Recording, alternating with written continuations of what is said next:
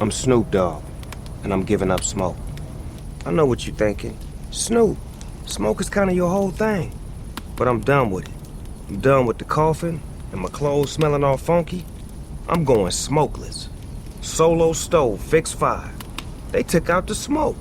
Now you can have a nice blaze without any clouds ruining your day. Go smokeless. Go to solostove.com. Tell them Big Snoop Dogg sent you. Have you been in an accident that wasn't your fault? Feeling overwhelmed and unsure what to do next? Look no further. The personal injury attorneys at Phillips Law Firm are here to help. Phillips Law Firm understands that accidents can turn your life upside down. That's why they're dedicated to fighting for the compensation you deserve and to making the process as stress-free as possible. Don't wait any longer. Call now, 1-800-JUSTICE, or visit justiceforyou.com. Your home is going into foreclosure and you feel like a financial wreck. You don't know where to turn for accurate information. I'm bankruptcy attorney Travis Gagne. Let's talk about some legal options. If we work quickly, we can propose a plan to save your home, modify the loan, or in many cases even eliminate your second mortgage. The consultation is free. I've helped hundreds of people just like you make informed decisions about whether to save their home or exit it on a reasonable, organized timeline. The chapter you choose sets the tone for the next chapter of your life. Please contact me today at choosetherightchapter.com. That's choosetherightchapter.com.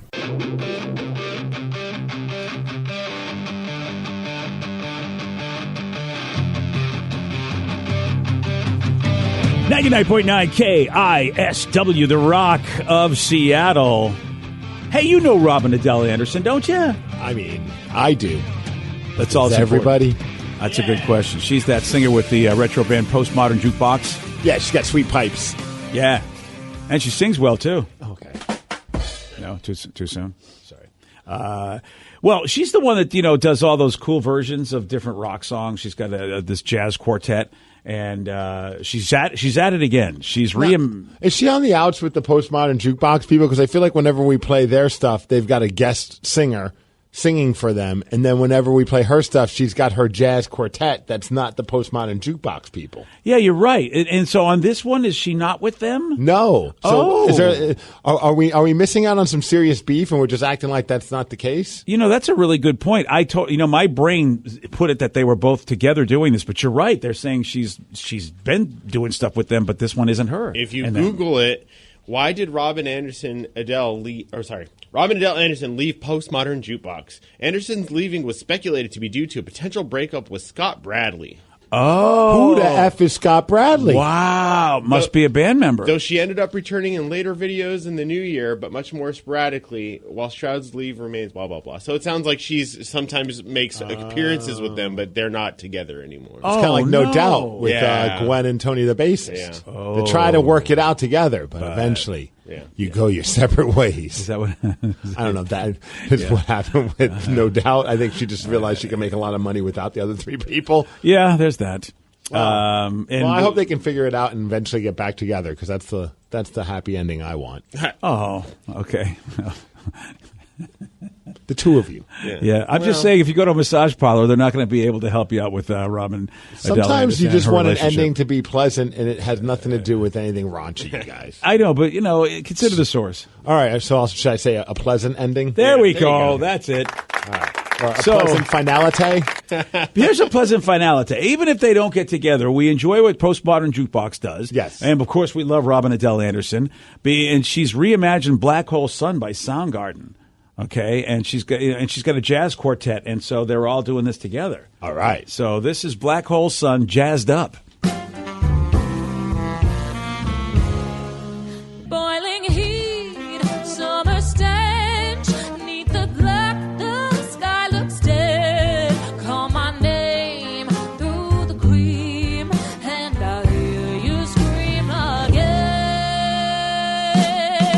Black hole sun, won't you come and wash away the rain? Black hole sun, won't you come? Won't you come? I mean, it just proves that song is a great song no matter how you do it. Yeah. But the original is always going to be better. I couldn't tell if Steve was falling asleep during it or if he was into it. I was into it. You were watching the video. And I was. like your eyes were kind of like, Yeah, I'm not a fan of that version. I think it's too fast. Oh. Huh. I think, to me, my mind is you got that super sultry jazz voice, smoke blowing through the club, and it's a slower version where she's just got this great, deep, bassy You voice. should DM her and tell her how you want her to do it in the Well, future. I just feel like Black Hole Yeah. Sun is better that way, at least jazz style. I think it's got to be slower. Dude, that song, to make you feel old, is approaching 30 years old Shut next year. Up, sir. Yep, 1994 that song came out. That's not the happy ending I was looking for. It's a pleasant finality. God, actually. really? Almost 30. It's 29 years old. The reason why I was even thinking about that is because Soundgarden posted on their Instagram page, which is New Dragons. That's their alter ego name, like when they did some secret shows. So originally they didn't have the rights of Soundgarden, but they just kept it anyway now. But they posted that Pretty Noose, the song that was a newer song based on Black Hole Sun, just celebrated 27 years. And I was like, jeez, man. So, of course, what do? I not wasted, but I got stuck in the rabbit hole this morning of just watching Soundgarden videos, which I don't know if you've done recently, but you might want to do yourself a favor and do it. Those videos are phenomenal. Like, Really? Pretty News, Black Hole Sun, Blow Up the Outside World. They're all trippy and weird, but then you start paying attention to Chris Cornell's lyrics. And man, oh man, like he was really kind of wearing his heart on his sleeve. And like, you didn't really pay attention. I didn't, because I wasn't a lyrics guy. But now, knowing what's happened in his life, and you hear some of those lyrics, you're like, man, that guy was just giving us all of his feelings for his art. Yeah. And they're such yeah. great songs. Yeah, dude. And of course, if you listen now, obviously, now it's even, even if you heard him then, would you have really been able to figure it out as much as now that we know, like, whoa. And then you spend time like on the YouTube comments, and everyone's got that same. It's either how haunting the lyrics are, or how much better of a time the 1990s music era was than it is now. Oh, which I man. don't disagree. The 90s were the best times. Oh, here you go. You're starting to sound like that guy. I don't care if I sound like that guy. I'm speaking facts. Man, there is not a better era. Oh, my 70s God. come close. Oh, don't even get me going. Don't even get me going. Too late. I'm gone. Yeah, you're going. Look, I am not going to diminish the Seattle sound. It's a great sound. It's not just Seattle. It's all 90s, all music. Well, yeah, I'm not rap, gonna, no. alternative, I'm not gonna, rock. I can't go that far. All right, maybe not country, Yeah. but I'm pop, sure. Oh, was it Garth Brooks a 90s guy? Yeah, go F that era of Oh, country. wow. All right. Actually, I don't have any issues with Garth Brooks. Yeah, okay. That's a great, see, that is a great battle to have because I just feel like 80s music was fantastic. 80s music was pure trash. And I know you feel that way. 90% of it. Yeah. Well, that's, at least you give us 10%. Yes. That's you know what? Because Guns N' Roses dipped in at the end of the 80s. Oh, is that what it was? Yes. Well, how can you really? But how can you diminish what the Spin Doctors brought to the table? I'm sorry. Fine. Not every band was 100% in the 90s. Yeah. Oh, okay. So anyway, I love that conversation, but it also just goes to show, man, when did we become that guy where we just go, our decade was the best decade? I don't care. Well, when it's the truth, I mean, what do you want from me? Oh, here we go. Oh, man. And I know the 70s was good, but I still love the 80s better than the 70s. Wow. See, our 70s are a close second place to the 90s. You forget pop punk, baby, which I know was born in the late 70s, but I still attribute it to the 80s.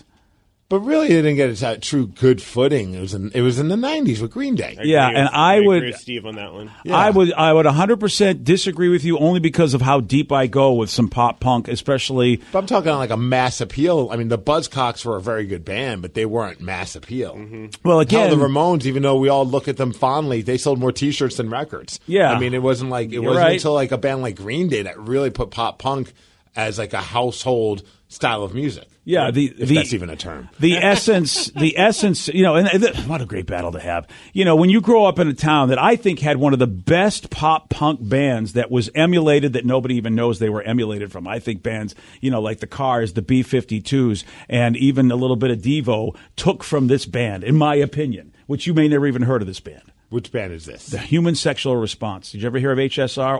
Or how about the song Jackie Onassis? I want to be Jackie Onassis. Anybody ever hear that I song? only know it because you've brought it up before, to be honest with you. HSR, HSR sounds like something I need to go to the doctor for. It's very true. I just dipped into their library. You can get them on any music service, but look up Human Sexual Response. And Danny, even you, because of the fact that you like Green Day, I just feel like that band, to me, is why I love the 80s. And Steve, here's the thing. The 80s doesn't really sound as cool as that band. So that's why I can't argue with you that you'll be like, okay. But the lyrics of what that band talked about, I think the boundaries they broke, including that song Jackie Onassis, because she was sort of like a goddess, queen, untouchable figure in the Boston area, and this band was like, This F is a that. Boston band. Oh, definitely. It's a Boston band. Okay, Oh, yeah. Why would it And consider This is crazy talk. consider new wave, not consider anywhere of post punk. I know Well, all the here- bands you listed, I would not consider to be pop punk Yeah, at all. Well, here's what but here's I mean, a- they might be like they might have inspired some pop punk. That's bands, what I'm saying. but They- they're not pop punk bands. Yeah, new wave and pop punk to me are similar because I just feel like there's elements of both in there. And Think about the '90s, man. Green Day, you had Offspring put out Smash in the '90s. Yeah. I mean, you can't go wrong with that record. I But- think Danny might. I don't think he'll disagree with me on that. Well, because it's the Offspring. I'm bringing up the Vapors. The Vapors, which are only known for that Turning Japanese song, but actually their whole album to me has a pop punk feel to it and doesn't really, it's not even really Turning Japanese-ish. And to me, Danny, you listen to the Vapors' early stuff, and it's God. I hear Green Day in that, even though the Vapors were considered new wave. So there you go. But anyway, the bottom line is I love the '80s. Thank you. Hell, even Blink-182 was at the end of the '90s. Yep. You cannot find me a better decade. BJ and Migs, mornings on The Rock, 99.9 KISW. I'm Snoop Dogg, and I'm giving up smoke. I know what you're thinking. Snoop, smoke is kind of your whole thing. But I'm done with it. I'm done with the coughing and my clothes smelling all funky. I'm going smokeless. Solo stove, fixed fire. They took out the smoke. Now you can have a nice blaze without any clouds ruining your day. Go smokeless. Go to solostove.com. Tell them Big Snoop Dogg sent you. Have you or a loved one been injured in an accident? Are you struggling to recover fair compensation? Look no further. At Phillips Law Firm, the experienced personal injury attorneys will fight for your rights and get you the justice and compensation you deserve. They handle a wide range of cases, including car accidents, slip and falls, medical malpractice, and workplace injuries. Justice is a phone call away, so don't wait. Call today for a free case review. Call 1-800-JUSTICE or visit justiceforyou.com. Lovers, your local lingerie and adult store has gifts of pleasure for partners who know it's nice to be naughty. Turn up the heat this holiday when you shop at any Lovers store. Let our knowledgeable team help you select the best pleasure presents and save 20% on your purchase with Lovers Afterglow rewards. Just mention Love 20 at one of our 18 Western Washington locations. Offer valid with free Lovers Afterglow rewards membership until December 31st. Some exclusions apply.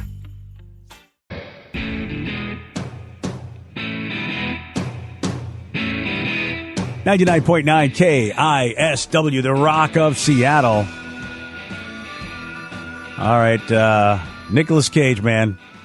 He's doing an interview, and they asked him what his earliest memory is, which, again, is Riley doing these interviews? You know what the crazy part, when they ask this question and you listen to Nicolas Cage, again, it sounds like I'm listening to Charlie Sheen talk. Oh, wow, really? So he's really amping up the Charlie Sheen impression. I know we played audio recently of him, and I was like, man, he's sounding more and more like Charlie Sheen. And then I hear this, I'm like, okay, if you played this for me and said, who is that? I'd be like, it's Charlie Sheen. I wouldn't want to put money on it. All right, I got to listen to this. And his answer, man. And Nick, when he's asked, what was your earliest memory, he goes very, very far back. Listen, I know this sounds really far out, and I don't know if it's real or not, but sometimes I think I could go all the way back to in utero and feeling like I could see faces in the dark or something. I know that sounds powerfully abstract, but that somehow seems like maybe it happened. I was banging 7-gram rocks and finishing them. Yeah, he's like the real psychedelic Charlie Sheen. Yes, Charlie Sheen. There's Charlie Sheen on coke, and then there's Charlie Sheen on mushrooms, and this is Charlie Sheen on mushrooms. Yeah, I have one speed. I have one gear. Go. Stephen Colbert is probably like, what the hell is going on right now? Has he been hanging out with Jim Carrey? You know, with some of these answers, man? Or Aaron Rodgers. Oh, yeah, right. Well, maybe they went to the dark was it the dark shed, the dark room? Where did Aaron go before he became a Jet? I think it was like the dark hole. Yeah. Well, that's where he's going. To the Jets. Okay, gotcha.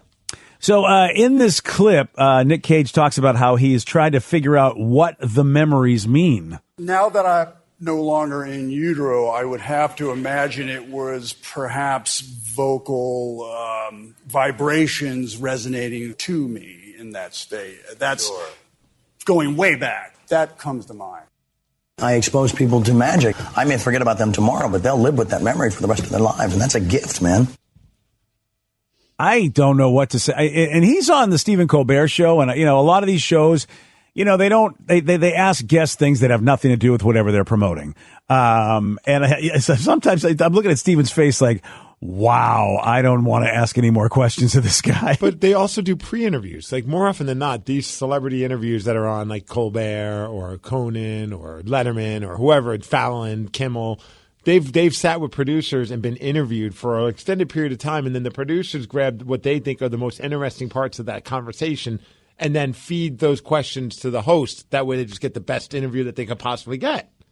So, and maybe they thought that would be hysterical. I mean, it's I'm weird. glad absolutely. I would put that through too if I was a producer. I'm not questioning that. Like that's gold. And apparently they got a bunch of just random questions. They got data engineers and some help with the AI system to come up with these questions. Oh, because they don't have writers right now. Is that why? Are they using probably AI? Why. Yeah. But all of the questions were very random to get to know you AI questions. Okay. Oh, that's that's actually what the writer's strike is about. And how, if they're actually using AI to ask these questions, no wonder the writers are on strike, because they're complaining about the fact that they're using AI. Oh, man. People are like, what are they going to do? The writers are not going to be able to finish. I'm like, you probably could just type it into the AI and say, hey, finish the script for the Cobra Kai and see what you get and make it work. Oh, boy. Which would piss off the writers, though, of course. Yeah, it would. Yeah. And, wow. Oh, man. So, and I think Nicolas Cage is becoming the new Gary Busey, because Gary Busey would have answers like that. Yeah. Back in the day. So, do you remember your earliest memory? Yes, I do. Okay. Yeah. Is it? I was 5 years old, and unfortunately, it wasn't a pleasant memory. A lot of these memories are not, are not great. Okay. I mean, it's not a horrible memory, but I just remember that my siblings were playing a trick on me. By basically, I didn't like to be in the dark, so they locked the door to the cellar. Oh, and I just remember being like, "Come on, let me out," kind of a thing. And they were laughing on the other side. My older brother and older sister. Is that when you met Aaron Rodgers? That is when I saw Aaron Rodgers, and he said, "Someday, kid, I'll play for the Jets. It's going to take a while, but I'm going to get there." And you're like, "Get me out of here! This guy's crazy."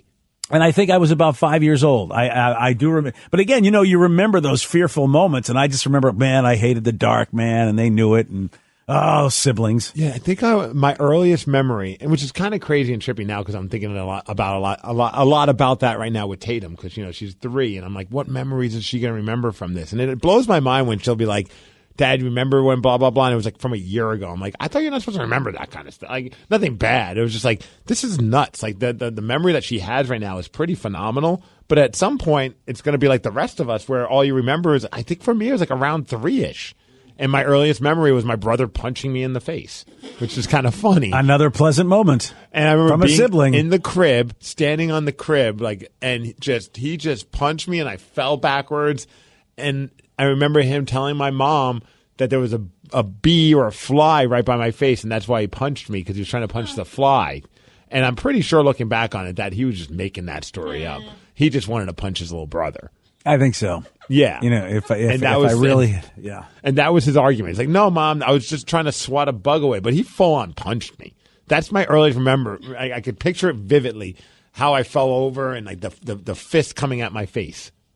Man, but I don't remember anything before that. That is trippy. That is that is a trippy oldest memory to have. That's why, I wonder, we took Tatum to Disney World, and we're going to take her to Disneyland, and a lot of it, a lot of people are like, why are you taking her to these places that she probably won't even remember? I'm like, yeah, but we'll remember it, and we remember seeing how she reacted to it. And we had, thankfully, with cell phones, we have video to look back on, and we can show it to her.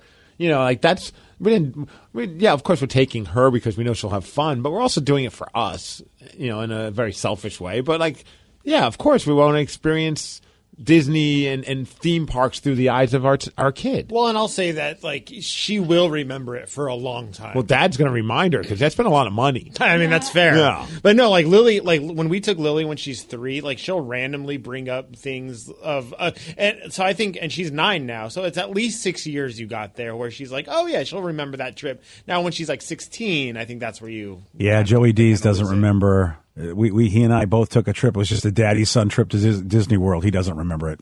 And he saw Did the it launch. even happen, or did you just take him somewhere? Oh, dude, I mean, take him to Wild Waves and said, "Yeah, kid, this is Disney." It's so sad. He was on the Pirates of the Caribbean ride. He saw a space shuttle be launched, and I don't think he remembers that. And we were there at down in Florida watching a shuttle, which is a really cool thing. Yeah. And it's sad. I mean, what do you like you said, Steve? At the time, I mean, he thought it was the coolest thing because and he loved Disney World at the time. So I have those memories, but you kind of go, damn, dude, you don't remember anything? Really? And he's like, yeah, sorry, Dad. Did you take any pictures? No, that's the thing. I'm horrible. I was horrible at that. My wife and I both were really not great picture takers.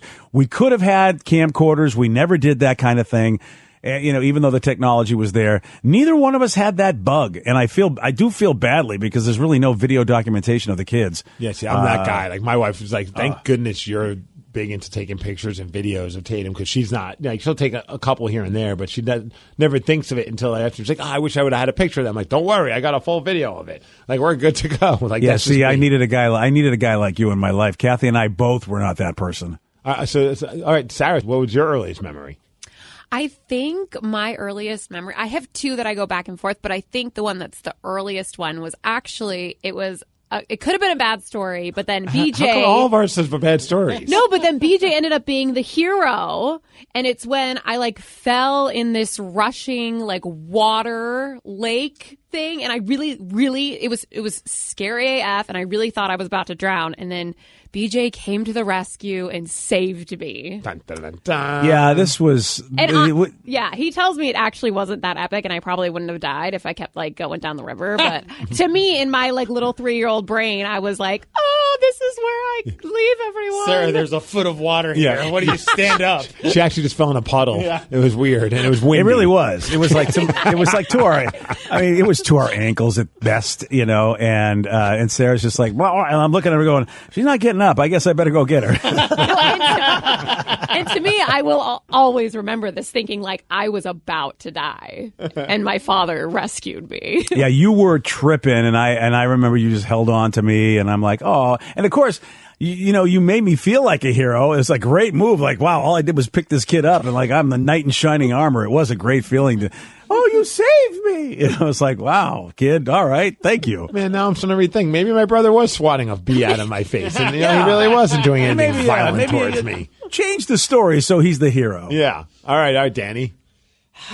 Is yours also a bad story too? No, I mean, I think that it's kind of bad, but it was wrapped in goodness. It was probably when I was 3, they took me to Disneyland in California, and I remember being so scared of the Pirates of the Caribbean because there's a drop in Disneyland, and I remember being so scared, and I remember the feeling of being scared and putting my face into my mom's shoulder, but then when when the drop part was over, I remember just looking and seeing the big pile of gold and thinking it was the most magical thing I had ever seen. And I was like, I want some of that gold. And I was probably I think I was 3 or 4. Huh. But that seems like the general age of people remembering things. Yeah. And it shocked me enough to it scared me enough, but it wasn't bad necessarily. It was more of just I guess it was kind of traumatic, but.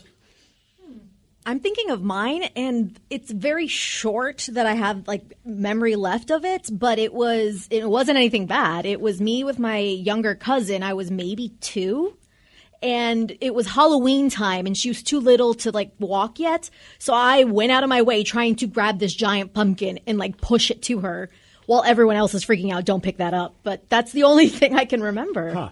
It's just I want you to see the pumpkin. Here, let me get it for you. And it was bigger than me. It's a pleasant memory. Look at that. I know. One of 5 of us had something pleasant, actually. That's good. All the other ones aren't so pleasant, so. Oh, all right then. Damn.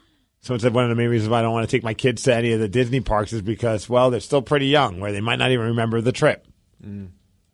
Well, Well, again, like you said, Steve, you do it for yourself. Yeah. You know they're going to have a blast, even if they don't remember it. I mean, Joey had fun. You hope they're going to have a yeah. blast. Like, we were lucky. Tatum, when she got tired and cranky, she fell asleep in the stroller, and she was out for like an hour and a half, and every parent that didn't have that experience looked at us like they wanted to punch us. Yeah. They're just like, must be nice. I'm like, I don't know what to tell you. As their kids crying and screaming at them. Like, it could be a very awful experience if your kid's not in the mood for it. And the best part about that is when they fall asleep in the stroller, you can just walk around and then you can go do the parent ride switch. Yes. So you still get to do roller coasters when one parent stays, and then you switch off and they go to the front of the line. We just tied her tight and left her with all the other strollers. That's a great way to do it too. Yeah. Well, sure. As long as you tie her tight. Yeah, she couldn't get out of that stroller. Yeah. I mean, come on. It works for horses, right? You tie it around the thing, they can't get And loose. we left the notes that if you see this kid, hold on to her for us. No. That's a great note. Was it on a napkin? Yeah. We're not going to give you our name. Just hold on to her for us. Stay we'll put. pick her up in about 10 years. Just stay put. We'll find you. Yeah, we'll find you in a few. Today's podcast was brought to you by Travis Gagne, bankruptcy attorney. He's here right now and has agreed to answer more of your questions about bankruptcy. What's the difference between filing for bankruptcy and credit counseling? Credit counseling is a useful process in some circumstances, but it does show up on your credit. In fact, from a credit scoring standpoint, credit counseling shows up just like a bankruptcy, so it's going to affect your credit as negatively as filing bankruptcy. In credit counseling, the idea is that a credit counselor works with your creditors on your behalf to try to lower interest rates or work out payment plans with your creditors to pay back your debt over time. In credit counseling, you almost always pay back 100% of the debt, sometimes at lower interest. And of course, some creditors will participate in that process and some won't. So you're usually left with kind of a mixed result with credit counseling and, of course, a high payment. Thanks, Travis. If you have more questions about bankruptcy, you can reach out to Travis anytime at ChooseTheRightChapter.com. That's ChooseTheRightChapter.com. Thanks for listening. I'm Snoop Dogg, and I'm giving up smoke. I know what you're thinking. Snoop, smoke is kind of your whole thing. But I'm done with it. I'm done with the coughing and my clothes smelling all funky. I'm going smokeless. Solo stove, fix 5. They took out the smoke. Now you can have a nice blaze without any clouds ruining your day. Go smokeless. Go to solostove.com. Tell them Big Snoop Dogg sent you. Are you dealing with a personal injury? Don't go it alone. Turn to the experienced team at Phillips Law Firm. Their attorneys have helped thousands of clients get the compensation they deserve. Call Phillips Law Firm now. Call 1-800-JUSTICE or visit justiceforyou.com. Lovers, your local lingerie and adult store has gifts of pleasure for partners who know it's nice to be naughty. Turn up the heat this holiday when you shop at any Lovers store. Let our knowledgeable team help you select the best pleasure presents and save 20% on your purchase with Lovers Afterglow rewards. Just mention Love 20 at one of our 18 Western Washington locations. Offer valid with free Lovers Afterglow rewards membership until December 31st. Some exclusions apply.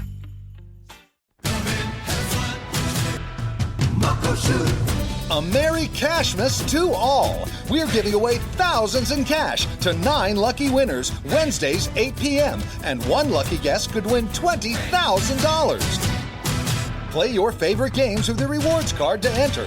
1, 2, 3, 4, 5, 6, 7, 8, 9 lucky winners. And to all a great time at Muckleshoot. Muckleshoot. I'm Snoop Dogg, and I'm giving up smoke. I know what you're thinking. Snoop, smoke is kind of your whole thing. But I'm done with it. I'm done with the coughing and my clothes smelling all funky. I'm going smokeless. Solo stove, fix 5. They took out the smoke. Now you can have a nice blaze without any clouds ruining your day. Go smokeless. Go to solostove.com. Tell them Big Snoop Dogg sent you.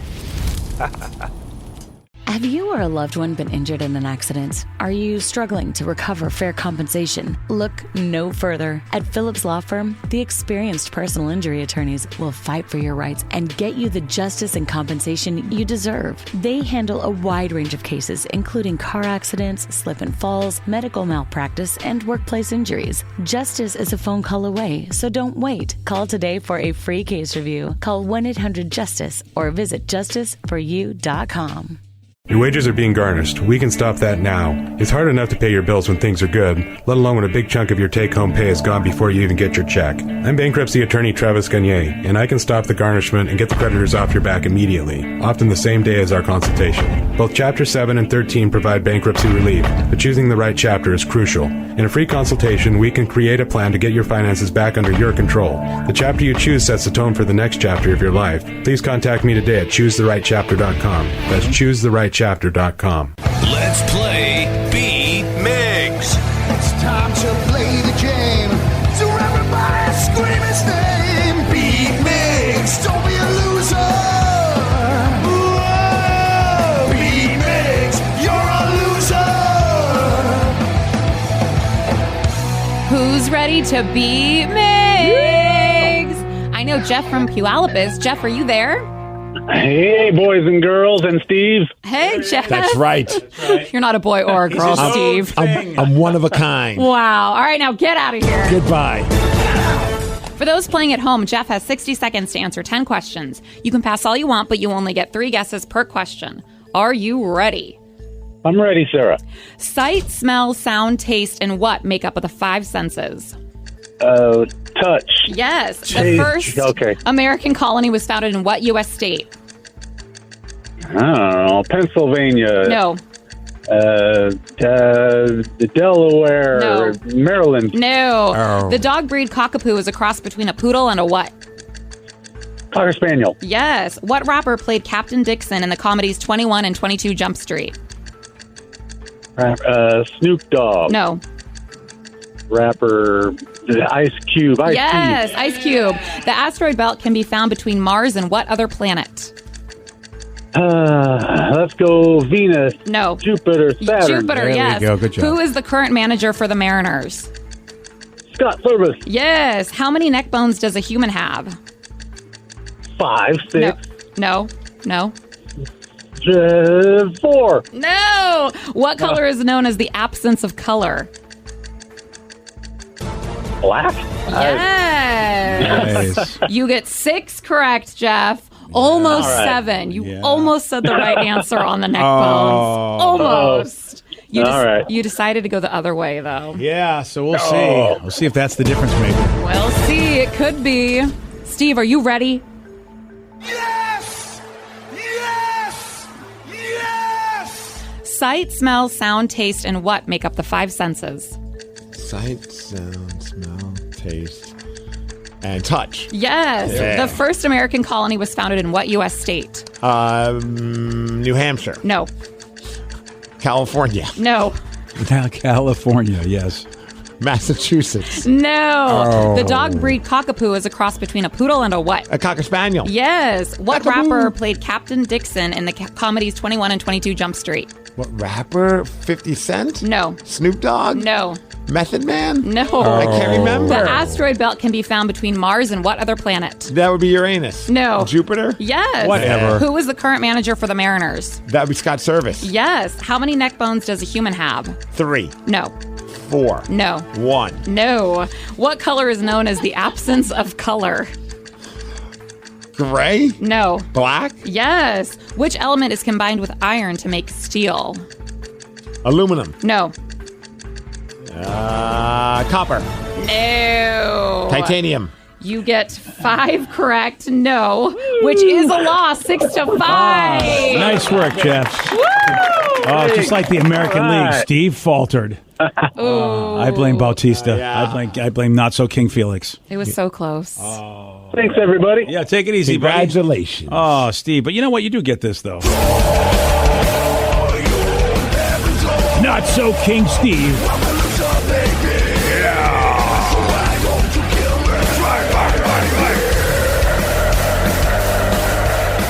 Does anyone know the first American colony? Ooh, you know what? I know we landed in Massachusetts with the Pilgrims back in the day, but the first American colony. Wasn't it Delaware? It was Virginia. You know what? I don't feel as dumb. Yeah, I Because wa- I'm surrounded by other dummies. Well, that's Yeah. fair, yeah. Well, I guess no one knew that. I would never guess. You got to know your history for Virginia.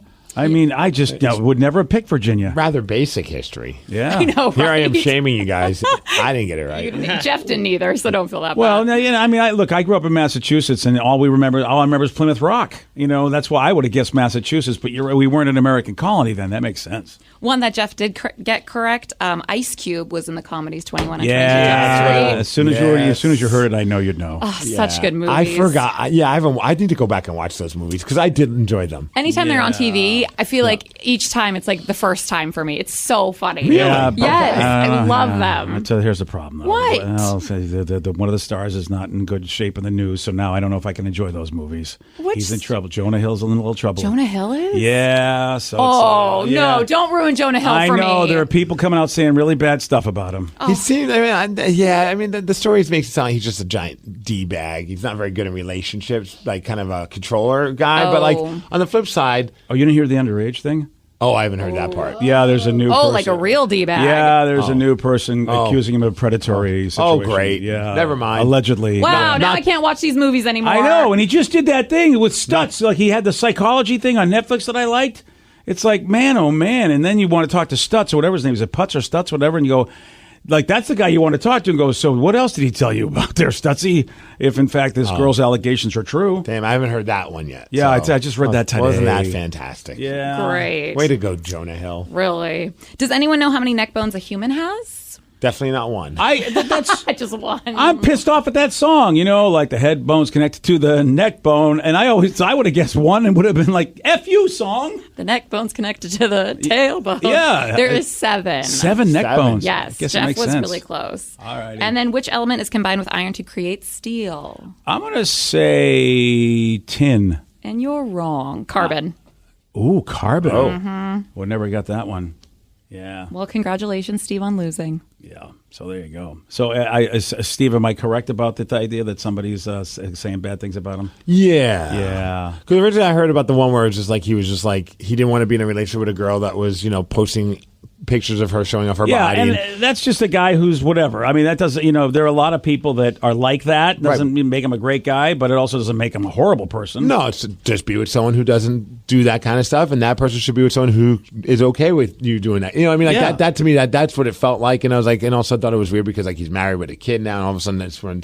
But yeah, reading some of this other stuff is not very cool at all. Yeah, and that's why I don't like the first person that was talking about. Yeah, he wouldn't let me do stuff. It's like, why are you putting that out there? It's like, what's the point of that? Right. I mean, you moved on. You realize he wasn't right for you, and there are a lot of spouses that will just say, look, here's my line when it comes to what we do in our marriage. And everyone has a different line. And I don't think you're a bad person if you have a conservative line where you don't want pictures of your spouse online, whether I don't care who it is. You go, I just don't want people seeing you in that state of undress, which that's not my thing. I don't care. But there are a lot of people that have that. Yeah. They have their own lines. And I don't think, you got to go move on. But yeah, the latest stuff that we're hearing is, if true, not a good thing at all. No. Oh man, I don't want to hate the dude either. You know what I mean? But gosh darn it.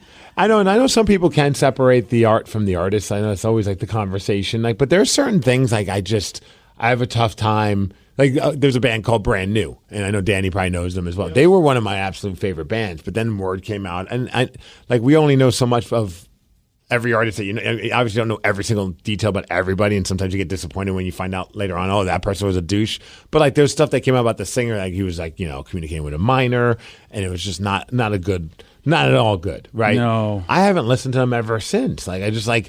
As much as I want to listen to them because I love their music, and I'm just not the type of person that can always separate the art from the artist. In some situations, you're like, okay, that guy seems like a D-bag, but in that one, it's just like, hey, no, man, I'm listening to your lyrics, and they're like love songs. I'm like, who are you singing about?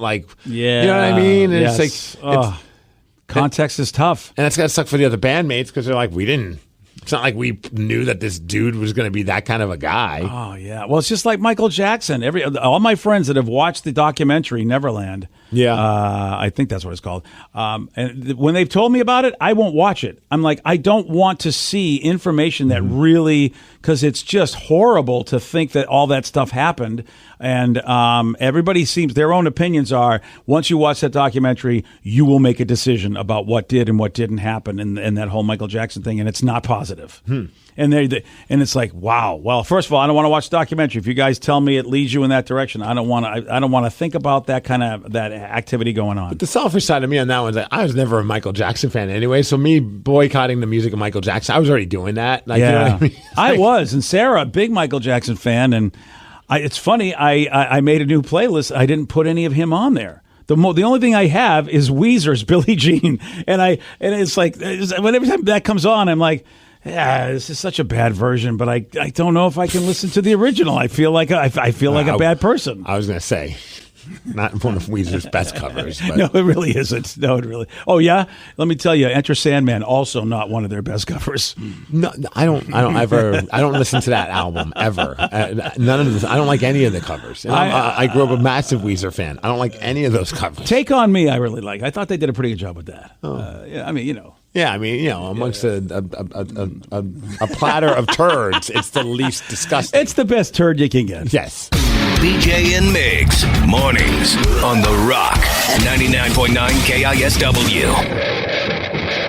I'm Snoop Dogg, and I'm giving up smoke. I know what you're thinking. Snoop, smoke is kind of your whole thing. But I'm done with it. I'm done with the coughing and my clothes smelling all funky. I'm going smokeless. Solo stove, fix 5. They took out the smoke. Now you can have a nice blaze without any clouds ruining your day. Go smokeless. Go to solostove.com. Tell them Big Snoop Dogg sent you.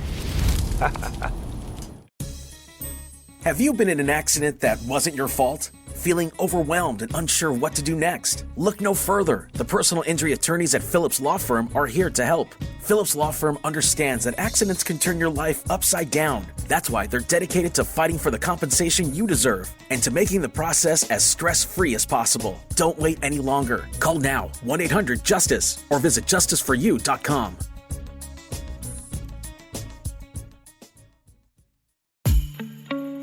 Lovers, your local lingerie and adult store has gifts of pleasure for partners who know it's nice to be naughty. Turn up the heat this holiday when you shop at any Lovers store. Let our knowledgeable team help you select the best pleasure presents and save 20% on your purchase with Lovers Afterglow rewards. Just mention Love 20 at one of our 18 Western Washington locations. Offer valid with free Lovers Afterglow rewards membership until December 31st. Some exclusions apply.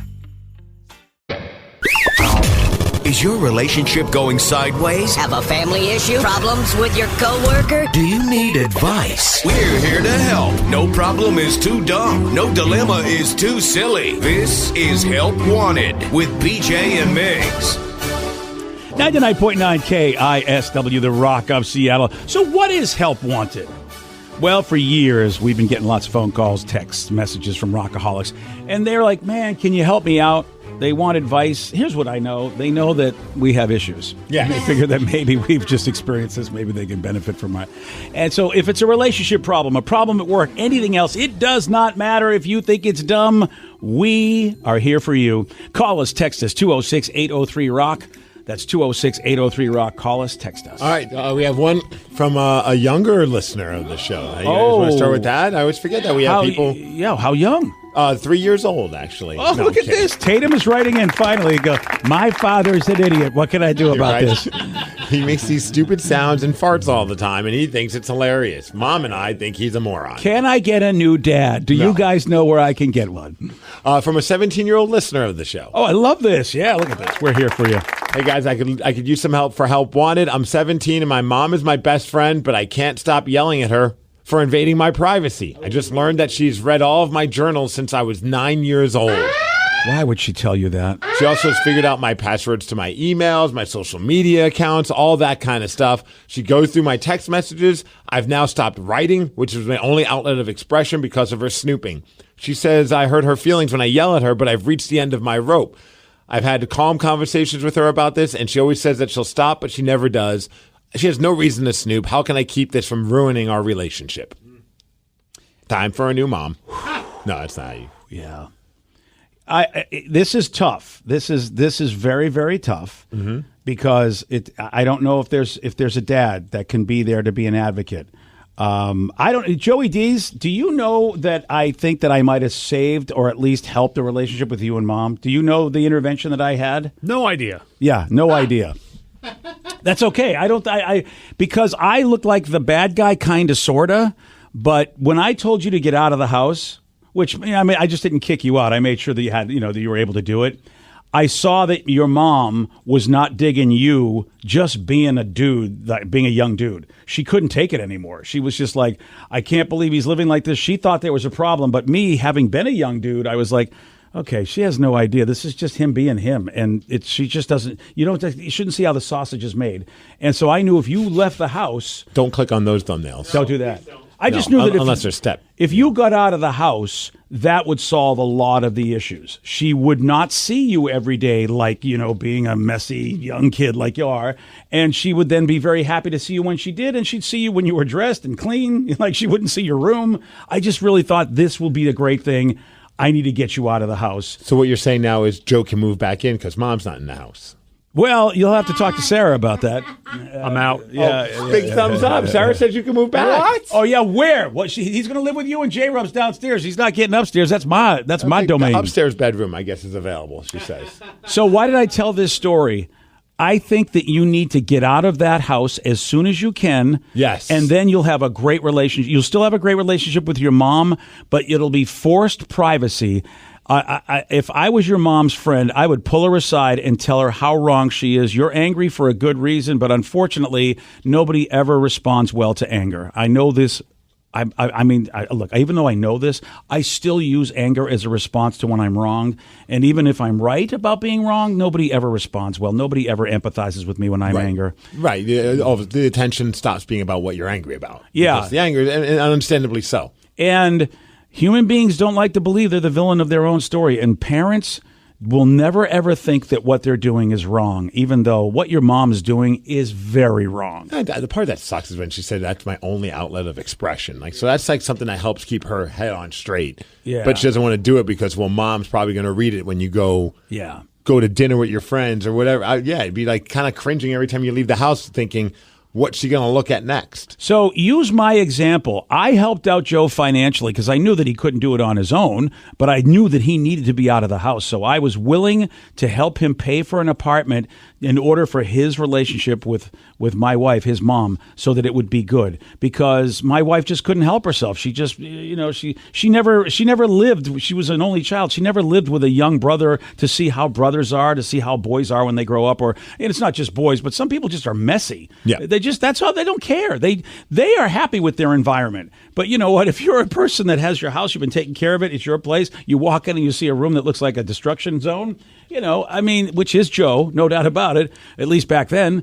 But we don't know now. That's probably why he doesn't invite any of us to his place. Yeah. He doesn't want us to see how he lives. Danny and I have been to his place. We had a pre-funk one time. And what did it look like? It looks good. Is it clean? Yeah, but at that point, he knew we were coming over, so he really had to clean. I agree with you, Steve. So I he think disposed that of all the dead bodies. Oh, really? Yeah, he had to. Wow, he probably Joe. had a bunch of skeletons. Joe, they are. I'm giving you credit, and they're not. I didn't show anyone the closet on purpose. They're not wrong. And it took him 6 years to clean this, so I finally Danny could go into this place and look at it. Yeah. So what you're saying then for this, because she's 17, obviously it's going to be tough to move out at 17. You probably have to wait till you're 18. So when she turns 18, you'll be willing to help her get an apartment, BJ? Is that what you're saying? Oh, is that what I'm saying? I thought that's what you said. Is right? that, yeah, that's what I heard. That's why if you've got any relatives, any adults, any radio personalities, any non-radio personality, but if you can find somebody that can help you, because that's the best thing. Obviously, look, you know me, I love the T word, therapy.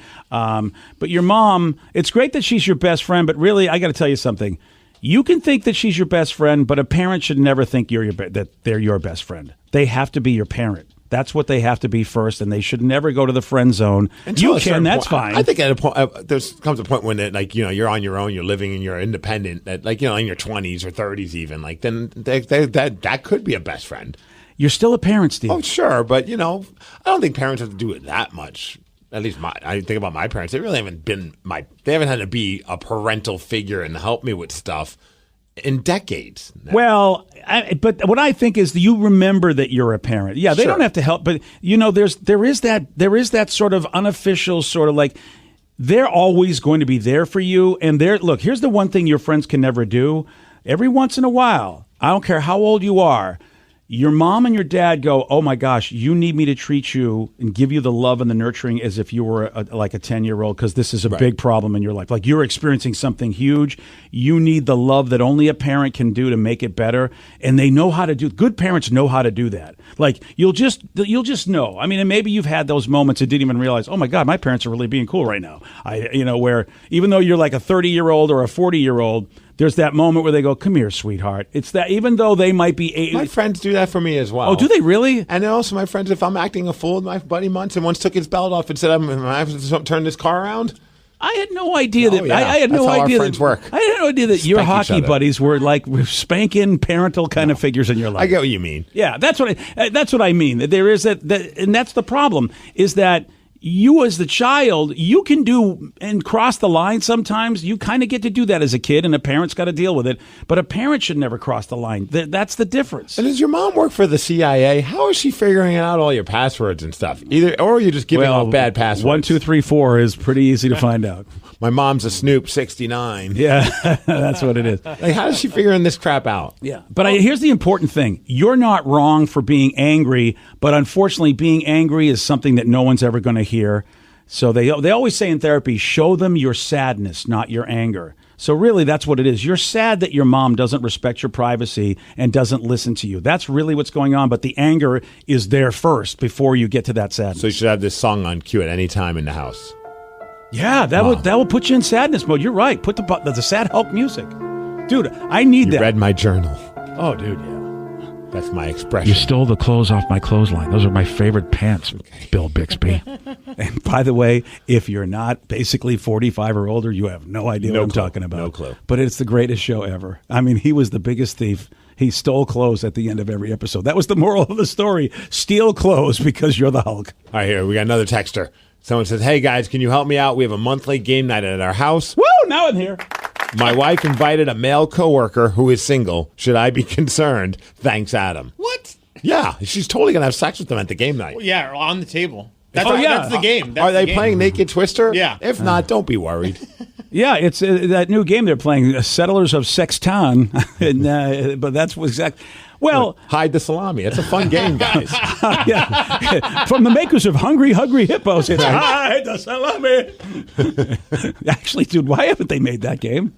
Seriously, Steve, they should. You know what, Mattel, get on this. Come on. Oh, because that's what Mattel wants to have is a new line of adult games. Hide the fun salami. ways to have sex with people. Hey, Spencer's would sell it. Oh, of course. Yeah, they would. How many people are at the game night? If it's just your wife and this guy, yeah, that's a problem. What's the game? We're going to play 7 Minutes in Heaven? It's a coworker. He's single. Yeah. I don't think you need to be concerned. Actually, you do. About what? That you need to go get help. No, seriously, dude. I mean, he needs to go get help because he's got jealous vibes. Oh, okay. Yeah, he needs to go get help because if you... here's what I'm thinking. Your wife's tired thinking I'm doing something nice. He doesn't have anyone to hang out with. Well, and especially, it depends how many people are there. It's probably like a game night is usually multiple people. Here's right? I don't know. I mean, Steve doesn't know. Steve never has me. I played Cranium once with some friends. Yeah, that's it. Steve was really given a lot of great games, and he doesn't play them. Yeah. I don't even know where they are. Yeah, I know. You got Sushi Go, and I wanted that copy, and you still don't know where it is. I'm so mad at you. Yeah, it's probably in the trash. It's a good game. I would have taken it. I needed a travel version, and I thought I was going to get yours, and then you couldn't find it. I'm so bummed. Because when you said you got it, I'm like, this is so awesome. I'm going to get that game, just like you gave me other things that you don't use. Yep, never got it. Damn it. Hey, at least you got my thing. I don't know what that means, but I'm just going to let I got your thing. You mean the showware, the Echo Show? Yeah. How about I remembered what you were talking about? I love that. I'm still using it. That's what I'm saying. That's why I thought Sushi Go was going to go my way, and it didn't happen. Here's the thing. You're screwed either way, sir. Here's why. If your wife's cheating on you, and this is how she's doing That's a ballsy move. There's nothing you can do. Right? Your relationship's over. So even if you came back to me and said, BJ, you were wrong, it turns out my suspicions were correct, it doesn't matter. You're screwed. You're in a situation where you have a partner that's going to lie to you and pull these moves. You're effed if it's true. if it's not true, you're letting something affect your brain that will actually ruin your marriage. Yes. Yes. I mean, if that's the way that was your first thought was, should I be concerned? Like, well, I would never even have thought that. Like, if my wife's like, if we were the type that had game nights, and she's like, oh, one of the guys at work, I invite him. I'm like, cool. What does he like to eat? Or something like that. Like, well, now that you ask, honey. Tuna. He loves tuna. Okay, there we go. He loves sushi. Go, honey. Someone said, she's probably trying to hook him up with one of her friends. Probably. Dude needs to chill and trust his wife or not be married. No, see, I think he forgot about that matchmaker thing. That does happen. That could be. I think he should just get revenge, invite one of his single coworkers. Co-workers? Co-workers, yeah. You know what? In that case, I'll come over anytime. Babe, this is my hoe worker. What a great name. I love hoe worker. I want to be called a hoe worker. The best Freudian slip ever. Woo! Yes. That's it, baby. Convention, Danny. Tell them our morning convention, hoe worker is the new thing. We came up with it. Okay, yes. I want an iPad. I want a free iPad. Do we do that during the women's forum? Yeah, that's the best place to do it. Okay. Thank you. Just making sure. I think I'm going to stand up at every seminar and go, where's my free iPad? Hoe worker. Hashtag hoe worker. Today's podcast was brought to you by Travis Gagne, bankruptcy attorney. He's here right now and has agreed to answer more of your questions about bankruptcy. Here's another listener question. How do I rebuild my credit after filing bankruptcy? You rebuild it, one creditor at a time by making your payments on time on your rent or your mortgage, by continuing to make car payments on a car that you keep during your case. You can also, as I said, you can almost always get a credit card almost immediately after filing bankruptcy. Sometimes it's a secured card, and it'll almost always have a really high interest rate on it. But you could get a small balance credit card and charge a tank of gas or a dinner once a month on that and make the payment, pay it off every month, and that'll help you build a credit history one creditor at a time, and will help you rebuild your credit over time. Thanks, Travis. If you have more questions about bankruptcy, you can reach out to Travis anytime at ChooseTheRightChapter.com. That's ChooseTheRightChapter.com. Thanks for listening. I'm Snoop Dogg, and I'm giving up smoke. I know what you're thinking. Snoop, smoke is kind of your whole thing. But I'm done with it. I'm done with the coughing and my clothes smelling all funky. I'm going smokeless. Solo stove, fix 5. They took out the smoke. Now you can have a nice blaze without any clouds ruining your day. Go smokeless. Go to solostove.com. Tell them Big Snoop Dogg sent you. Have you been in an accident that wasn't your fault? Feeling overwhelmed and unsure what to do next? Look no further. The personal injury attorneys at Phillips Law Firm are here to help. Phillips Law Firm understands that accidents can turn your life upside down. That's why they're dedicated to fighting for the compensation you deserve and to making the process as stress-free as possible. Don't wait any longer. Call now, 1-800-JUSTICE, or visit justiceforyou.com.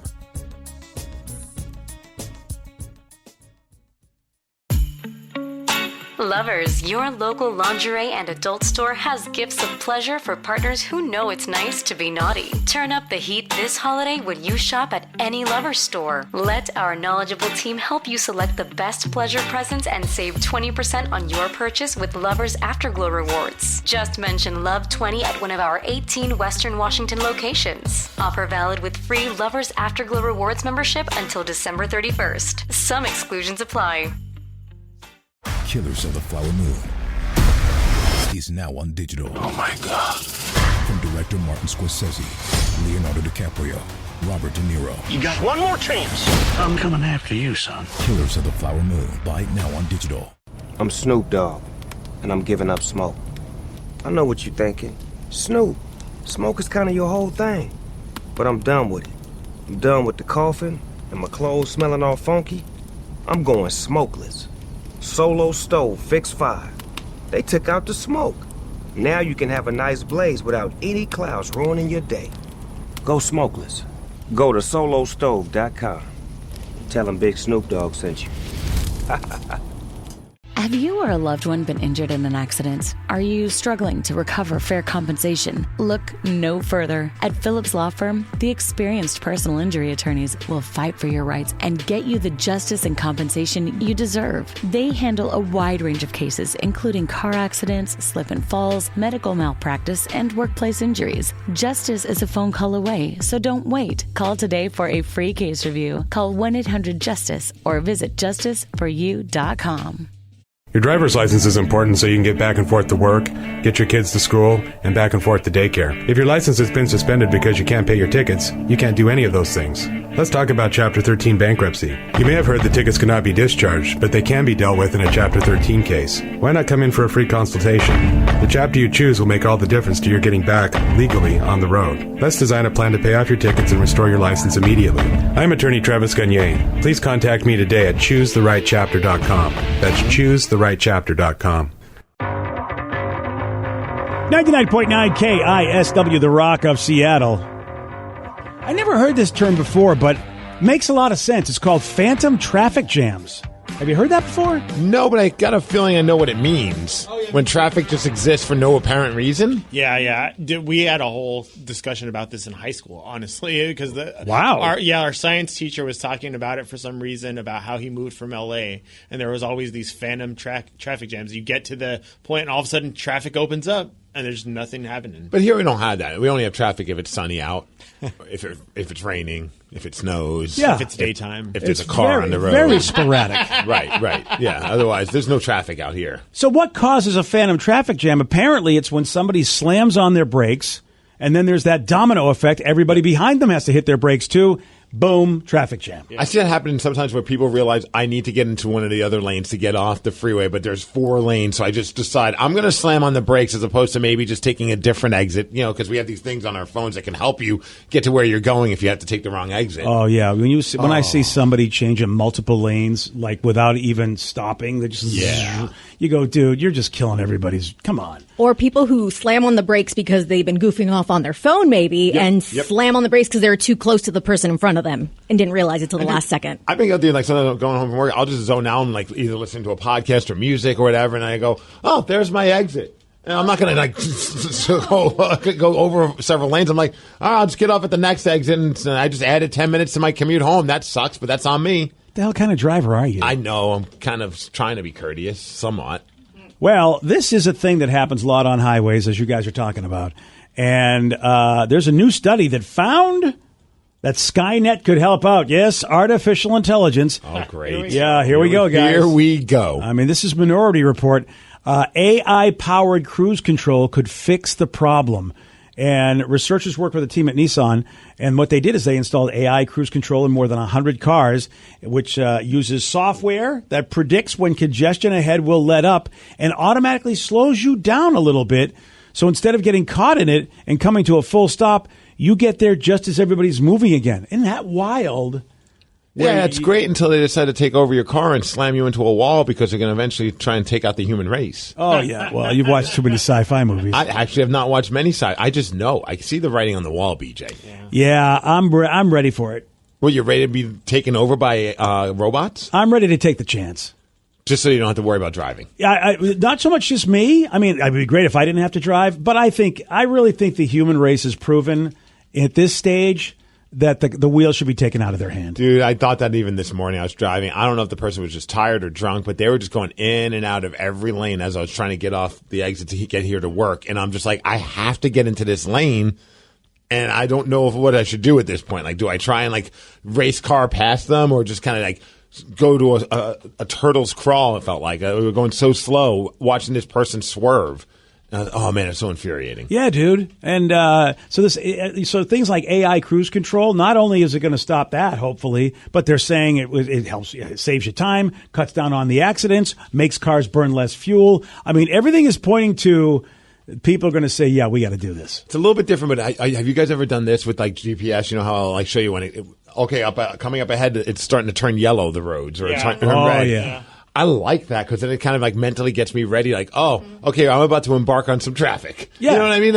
At least in my mind, it's not that I wouldn't have slowed down anyway. It's not like I'm just no, screw it, let's go. But it's just nice to have that mentally ready. Oh, great, here comes traffic. That's a good thing because sometimes you don't know it.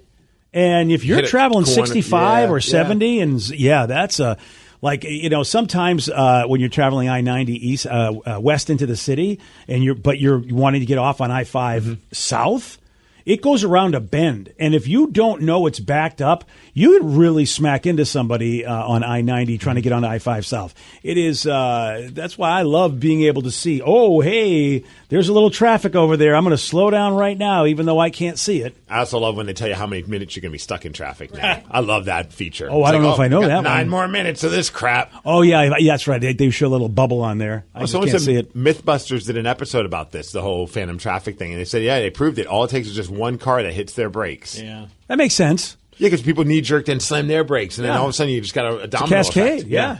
I've seen it too, where it's like there was a crash earlier, but then it like happens during rush hour, and they take everything away, but then the traffic is still messed up for hours, even after the crash is cleared. All right, then here's a question for you guys based on that. Yes. I don't know if you guys, when you use your maps, it says incident up ahead, and then it'll give you the option to say if it's still there or not. Like click a button. Oh, yeah. I always click the button even if it's not still there.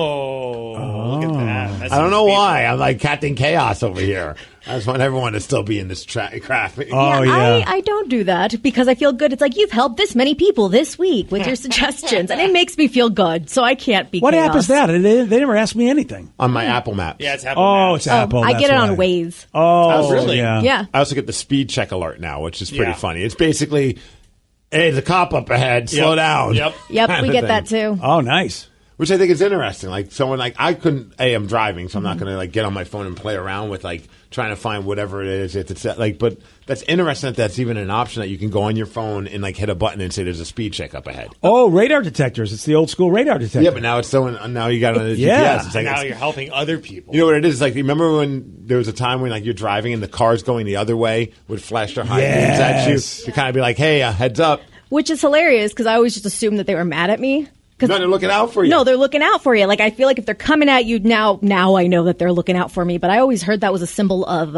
aggression. Oh, people still do that. Yeah, Yeah. absolutely. If It's you very like, passive-aggressive. If you pull up in front of, get in front of them, even if, and all of a sudden they're flashing their high beams, like, how dare you get in front of me? It's so tough with the high beams because I flash high beams so that someone can move over into my lane. It's too many options. There's We're too many giving- options for people, but if they assume I'm always mad at them. I feel like there should be like a different like light, like a laser light show or something, like something fun. Oh yeah, That's like, hey, I'm cool. Here's a disco ball effect. Here's a disco. yeah. Let me blind you real quick. Hold on. I've always thought the same thing with horns too. It's like you need a nice horn and an angry horn. Yeah, like, Yes. hey, dude, I know you're on your phone, but the light turned green horn. Yeah. Usually I try and just tap it. Like, Or, yeah. Have you ever got really mad because somebody's honking at you and you're like, what the? And you look over and it's somebody you know waving at you. You're like, oh, sorry. Yes. I was about to give you the bird. I was like, However, who That's is why you this need the nice mother? horn. Yeah, you John, good to see you. Sorry, John. Didn't mean to put my fist in like that. It was like when recently I think I had to valet my car or something like that. I can't remember what the reason was, but I was driving and it was like later on in the evening, and I'm getting high beams. It's not dark, but it's getting dark. And the person behind me is like got a bunch of high beams on me. I'm like, who's this mother blanker that keeps trying to like high beam me? Like, I'm not doing anything wrong. I'm driving the speed limit. And then I realized, I looked down. I'm like, whoever the valet person was, they turned my automatic light switch off on my car. So your lights weren't on. So my lights weren't on. So it was like I was like cursing this person behind me when all they were doing was looking out for my best interests. See, when high beams are behind you, you just assume. I was like, who? Because I never turned that automatic thing off, so I didn't even realize that my lights weren't on. Oh yeah, you'd find out the hard way, unfortunately. I'm glad I didn't. Yeah. See, I was in an opposite situation. I was the person trying to get the other person's attention, and there were these like older ladies, like I think a mom and a daughter, and they were dressed really nicely. And the mom's dress got caught in the door, and we were on the highway, and I'm trying to explain to her, like, your dress, like honking, like, is gonna get muddy and dirty wherever you're going. And they thought I was like some sort of psycho gonna follow them, and I'm like, just trust me. I don't want your dress to get ruined, lady. I don't know how you can convey that. No. Yeah, A nice horn. Yeah. Exactly. Yeah. we need to make this happen. What about the dirty dress horn? There's got to be some The horn for dirty that. That sounds like something from Urban I Dictionary. think I've got the nice horn. If anything, you're trying to help somebody out, you just go. Oh yeah, that's a very nice horn. But people will just start partying. That's the only problem. Pumping their with it. fists, Yeah. disco ball light going. Yeah. Sarah started twerking in the other Yes, room. yeah, It's that's- crazy. Yeah. Could you imagine if that was your horn? That would be a horrible horn. I would be hitting my horn all the time. Yeah, you would. Yeah. And then I'd run into you. That's what I would do. So it says drive a truck. So I get a nice horn and an angry horn. Do they have nice horns and angry horns for trucks? Oh, I didn't know they had double choice. Oh, that's amazing. If you do call in, I want to hear both. Of course you do. All right, 206-803-ROCK. It's our child Steven would like to hear Oh, horns. you're not curious if someone has in their car a nice horn and an angry horn? Yeah. Yeah, I guess I am curious. I knew it. The angry horn knew is it. probably him just screaming the F word Yeah, out of his that's front really what window. it is. Yeah. I didn't know that was an option. Maybe people have a fancy horn. Maybe you can get. I mean, you remember the people used to have like those. Oh, yeah. all the different horn effects. I do remember that way back in the day. I think you could still do that. I think you could still like get your that own one. Yep. Yeah, I think they have those at like car toys. I think so. Yeah. All right. Well, that's what they probably have, like multiple horn effects. Maybe you do have a green horn and a nice horn and an angry I'd horn. want one like that's like the white stripes, like 7/8. That bom, bom, bom, bom, bom, bom, bom. That would be a cool horn. Yeah, I'm not. I know what I don't know what I would think of you beeping at me like that, but it would be a cool horn. You probably like hit it again. I'm feeling it, man. I'm feeling the song. What is he trying to tell me? Do I have a stripe somewhere? I don't know. What is the message for this? None. Just like hitting my horn. BJ and Migs, mornings on The Rock, 99.9 KISW. I'm Snoop Dogg, and I'm giving up smoke. I know what you're thinking. Snoop, smoke is kind of your whole thing. But I'm done with it. I'm done with the coughing and my clothes smelling all funky. I'm going smokeless. Solo stove, fix 5. They took out the smoke. Now you can have a nice blaze without any clouds ruining your day. Go smokeless. Go to solostove.com. Tell them Big Snoop Dogg sent you. Dealing with an accident and injury claim can be overwhelming. Let Phillips Law Firm fight for you. We understand the pain and suffering, and we're here to guide you through. Call 1-800-JUSTICE today for a free case review, or visit justiceforyou.com and let Phillips Law Firm help you on the road to recovery. Lovers, your local lingerie and adult store has gifts of pleasure for partners who know it's nice to be naughty. Turn up the heat this holiday when you shop at any Lovers store. Let our knowledgeable team help you select the best pleasure presents and save 20% on your purchase with Lovers Afterglow rewards. Just mention Love 20 at one of our 18 Western Washington locations. Offer valid with free Lovers Afterglow rewards membership until December 31st. Some exclusions apply.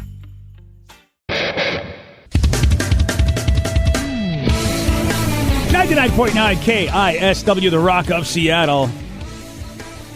There's a woman from Arkansas. Her name is Tara, and she's looking to raise money to repair her roof.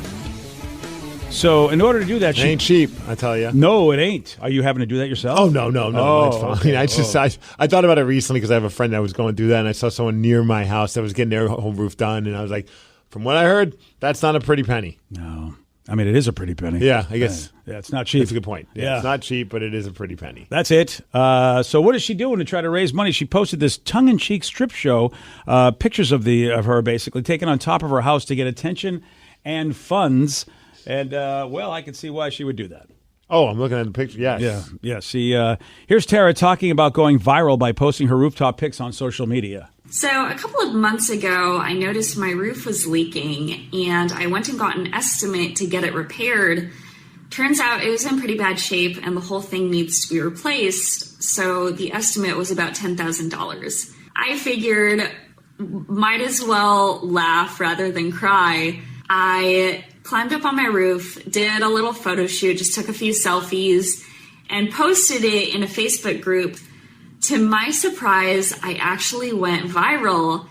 No, I'm not shocked. I mean, I'm looking at her like she's half naked on her roof, and she's very attractive. Like, I'm not surprised that it went viral.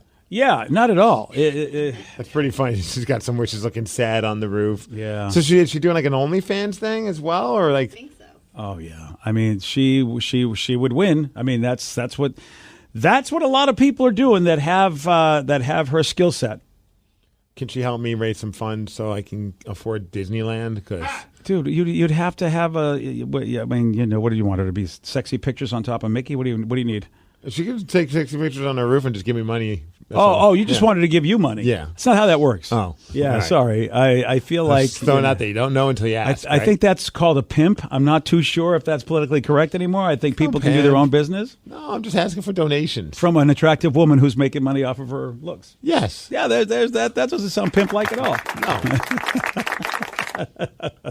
I wonder how quick. I got to imagine she already got the money. I would say so, and maybe she's got a career at this point.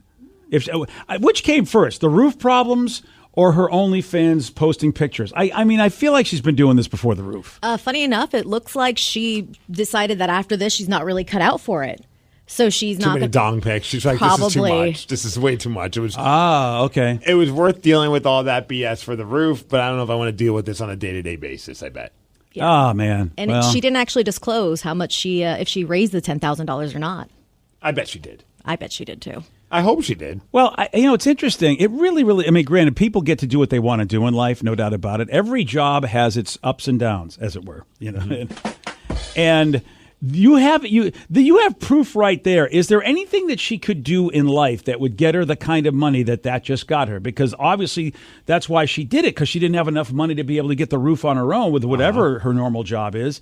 And that's why I'm like, wow, man, why wouldn't you just find the best way to make money knowing that every job has stuff about it that sucks? Yeah, but you said, I mean, you could do like it's a form of sex work, right? Yeah. You're doing the OnlyFans, and she made the money, but then also you have to sacrifice probably like your own mental state because you're dealing with some rather off the wall individuals, and then you got to put a price on that. Like, is it worth the headache? Is it worth all the nonstop DMs and dong pics and angry, aggressive people because you didn't write them back quick enough? Like, there's a lot of crap. I'm sure Vicky, you could attest to that. Like, yeah, deal with a lot of BS. Oh yeah, to get that X amount of dollars a month from your OnlyFans subscription. I don't know, man. I don't know if I could handle that.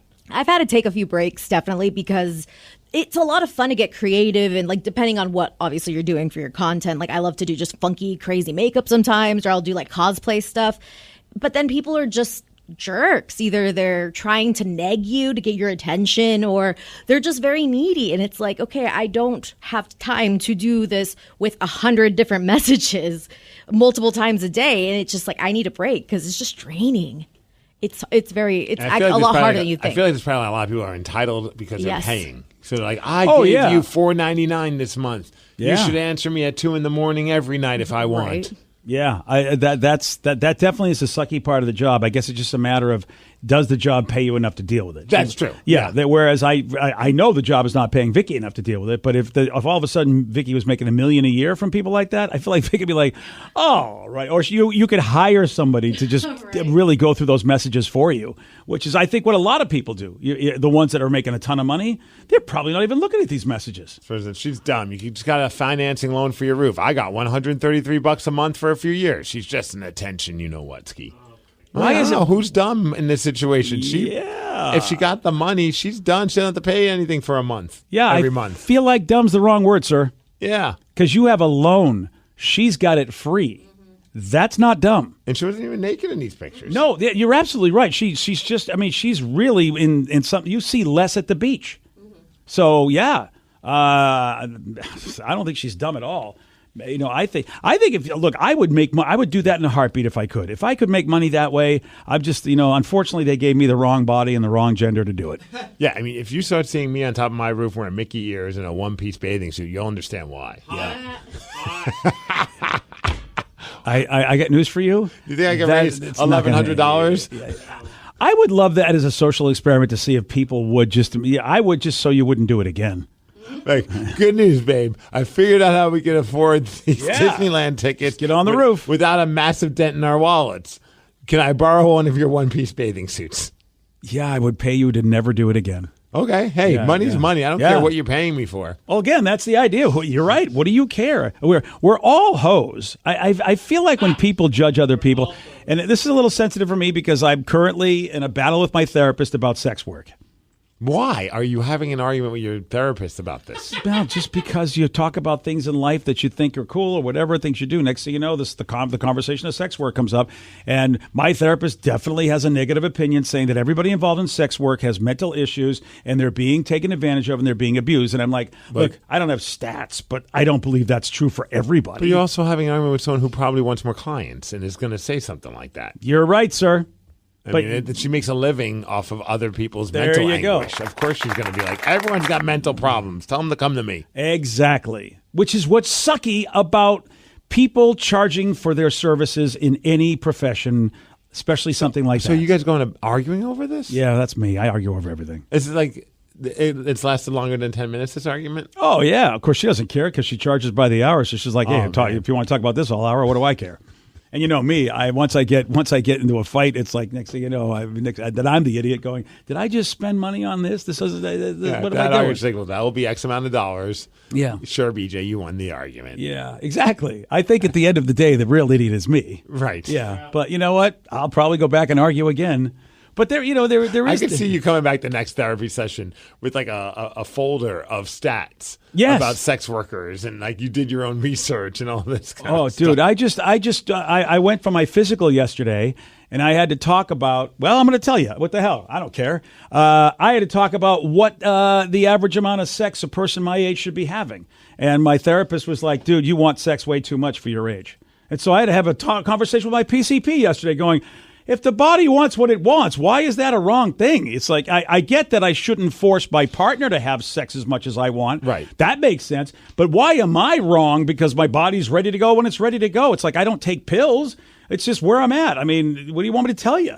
And I mean, you would think that's like a nice nod or a feather in your cap. Like, okay, you don't need any kind of testosterone or anything along those lines. Yeah. And so, and full of it. Yeah, and so I went to my PCP. I thought, okay, and this was a very difficult conversation because my primary care physician is a woman. Okay, yes, answer that question. I was like, what's PCP? Oh, come on, get with the medical terms, buddy. Yeah, pretty cool person. Pretty cool person. I went to my pretty cool person, said, hey, man.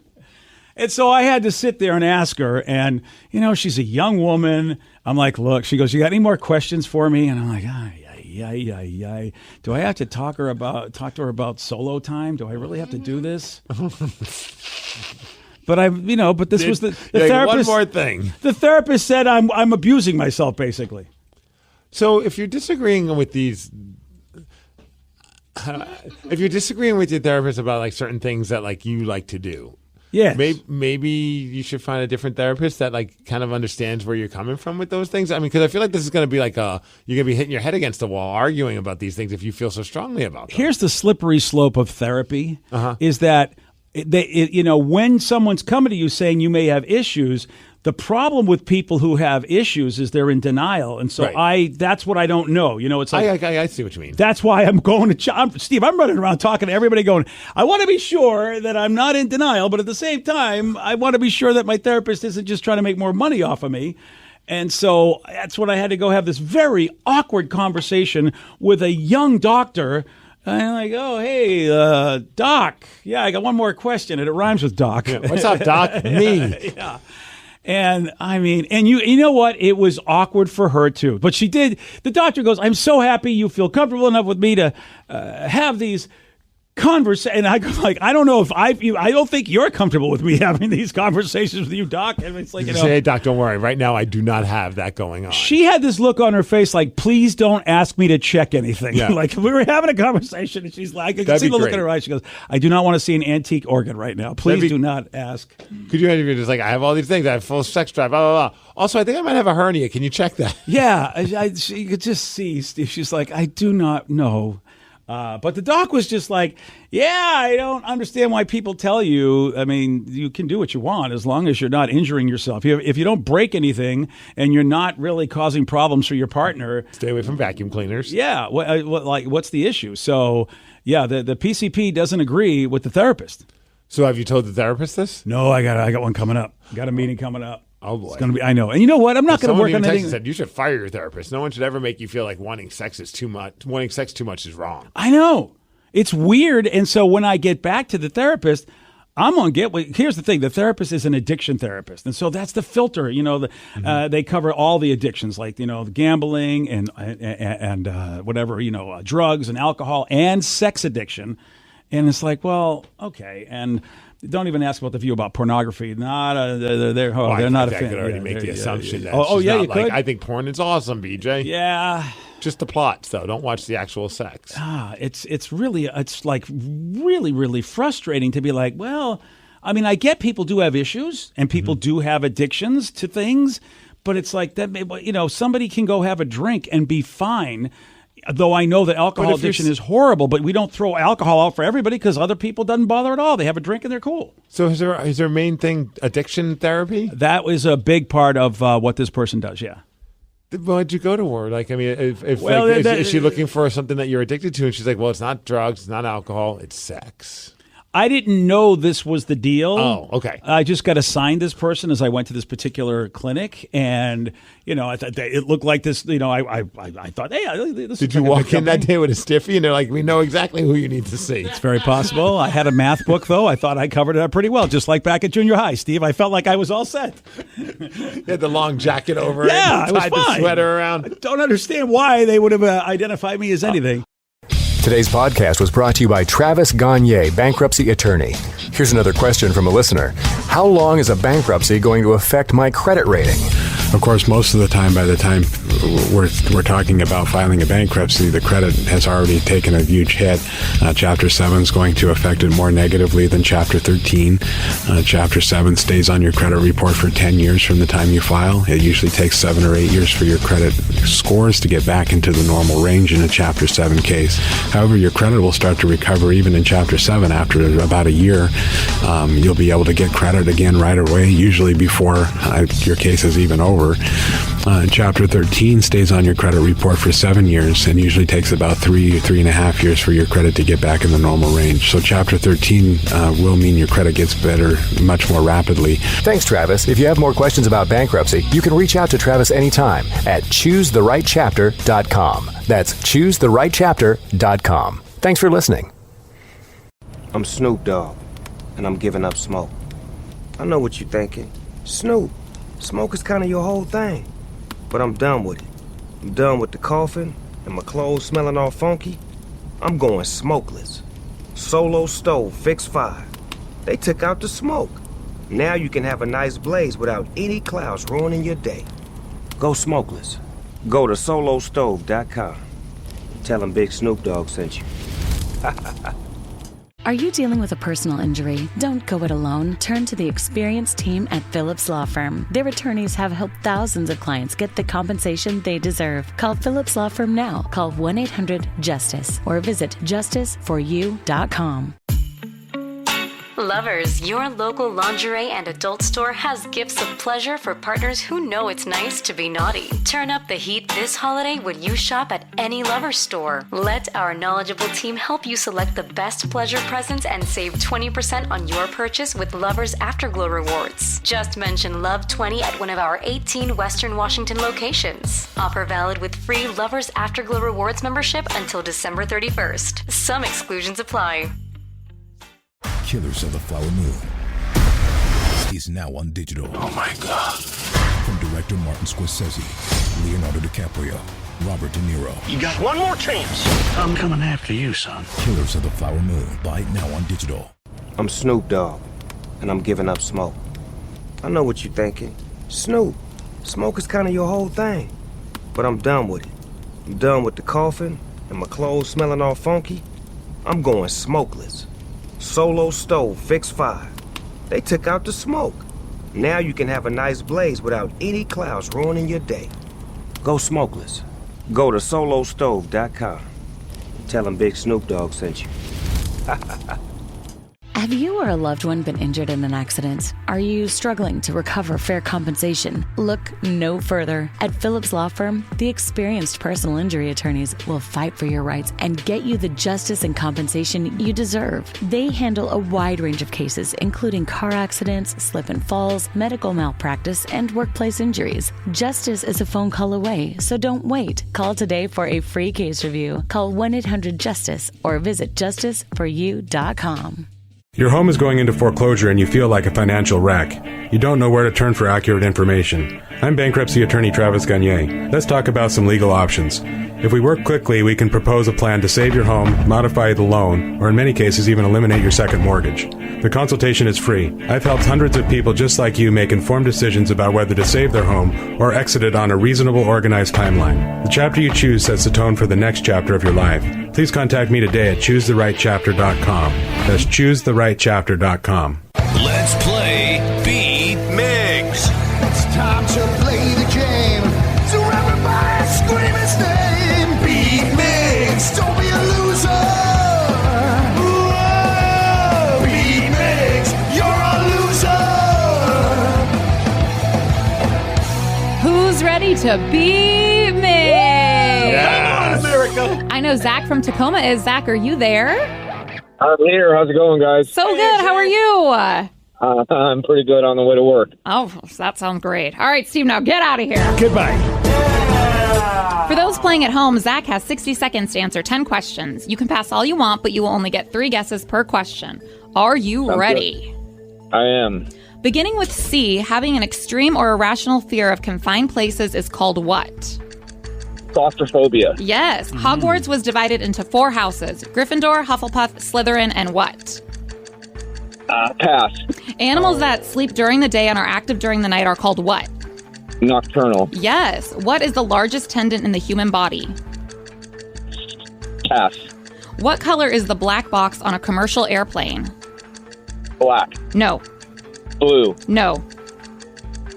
Purple. No. What number did the Mariners retire in 2017 in honor of Edgar Martinez? Which was the first Nintendo console to use optical discs? Wii. No. Pass. Johnny Depp is famously afraid of what? Spiders. No. Water. No. 2 correct. Drop the deuce, Zach. You dropped a deuce. Yeah. I had a lot of faith there in the beginning. I did too, but man. And then it just kind of went downhill I think the slowly. Harry Potter question might have thrown him. It threw me for a little bit.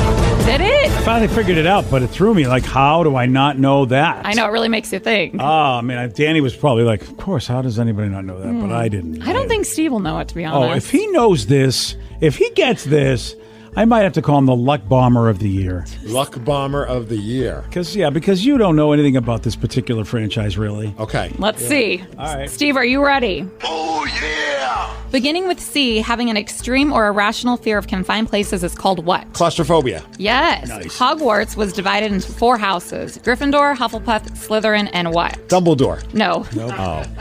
Oh. Hodor. Hodor. Zilkador. No. Animals that sleep during the day and are active during the night are called what? Bats. No.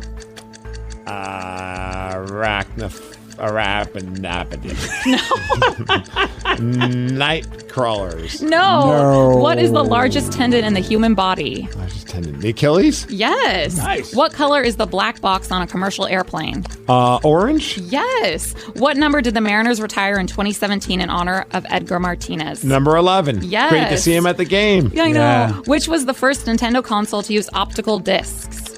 Ooh, I'm going to go with the GameCube. Yes. Johnny Depp is famously afraid of what? Amanda, what's her name? No. Rats? No. Snakes? No. Which city was divided by a wall from 1961 to 1989? Berlin. Yes. You get 6 correct, which is a big win. 6-2. Nice job, buddy. Sorry, Zach. He would have beat me today. Steve got some that I just was like, I can't believe I don't know these, and Steve did. Wow. Some of the best. He would have won this one. My brain is not working today. These are all things I should know, and I did not know them. Okay, Gryffindor, Hufflepuff, Slytherin, and... Danny? Ravenclaw. Yes. There you go. Duh. Yeah. Come on.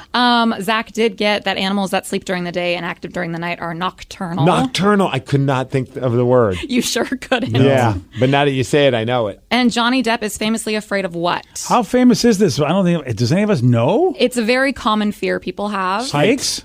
No. Planes? Small spaces. No. Would it be amazing because you did that earlier in the questions? Oh, yeah. Clowns. Clowns? Yep. Interesting. Oh. Famously afraid of clowns. I don't think I knew that about him. Well, now you know. I like Steve's. The Amber Heard. I was who you're trying to get. Yeah. He was afraid of Amber Heard. Yeah, I couldn't think of her name. Would have been really good if I did know. I would it. think he's probably afraid of beds. Yeah. Just because of what you'll find on them. Turd beds. Yeah, Oh, God. beds. Yikes. I know.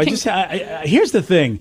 How about poor Amber Heard? Because that's the only image I think of whenever I see her. I just see her basically making a deposit on the bed. That's like the image that comes to my mind. And that's going to be with, like, every time I think of Amber Heard, that's going to be my image in my head forever. And that's like the worst image to have. Sure, it really is. Like, You know, God. I mean, she's in the catcher's position, and you're like, okay. I mean, I don't. That's all I think of. It's like, it's a 3-2 count, and Amber Heard delivers. Now, if you ever start dating her afterwards, she's probably gonna find someone else to be in. I don't know if she is or isn't, but do you say, "Hey, you're not staying the night"?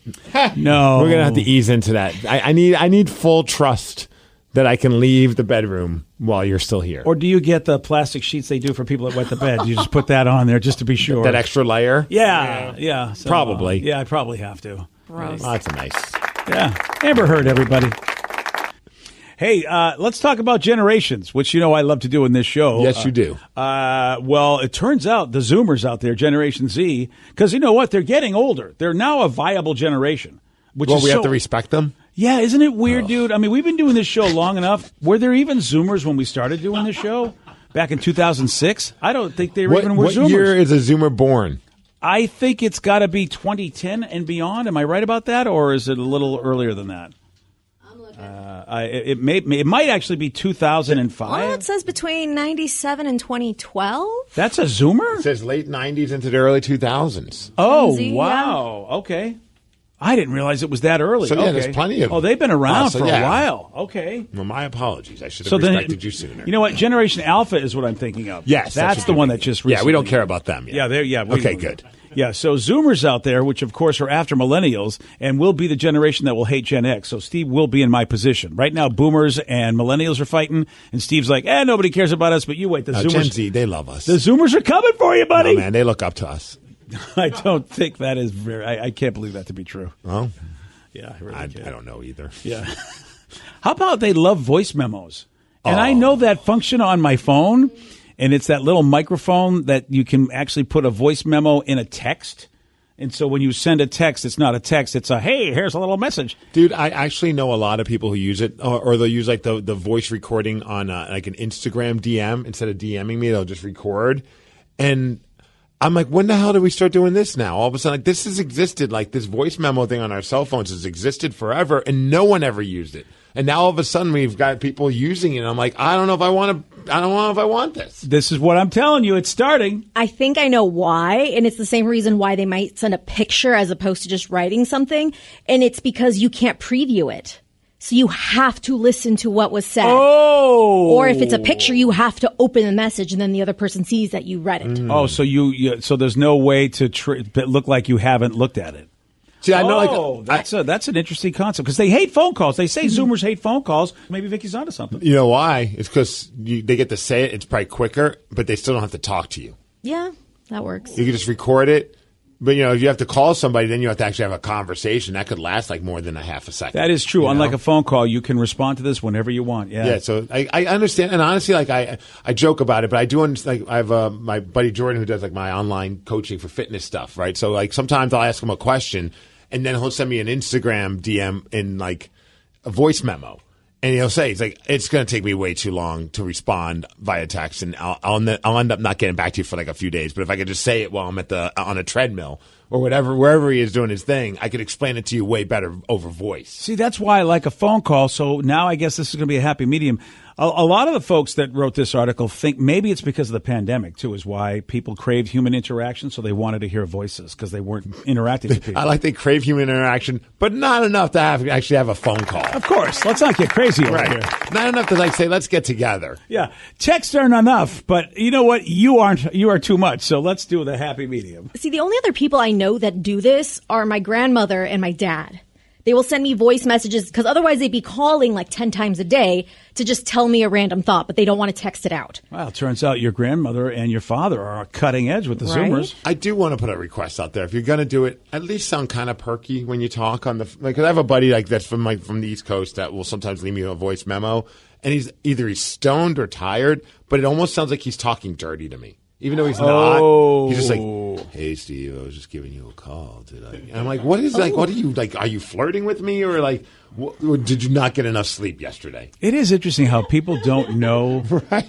Do they not hear themselves? No, he's just rambling, and I'm like, I wonder. Clearly not, BJ. It's awkward though sometimes when you're trying to either do voice to text or do a voice memo and there's people around, so you're trying to talk quietly into your phone so you don't look like that weirdo, but you still look like that weirdo. You know how you could solve that problem?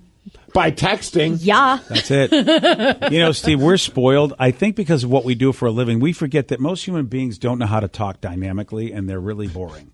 And have we not been to conventions where regular people who are in our business, but they're not the performers, get up and talk to us? Yeah. And God dang, man, I need so much Diet Coke to stay awake because they are the most boring MFers. And it's always anybody who's not talent. It's just like, I do this for radio, but they're not on air. And it's every single one of them. I'm not going to point fingers at. They are the most boring MFers I have ever heard in my life. And I'm like, you are talking to a business of, how do you not know how to do what we do, at least somewhat? And it is like that. Like, so one time I actually texted that guy and I just said, are you leaving this voice message under the covers in your bed right now? Because that's what it sounds like. BJ and Migs, mornings on The Rock, 99.9 KISW. I'm Snoop Dogg, and I'm giving up smoke. I know what you're thinking.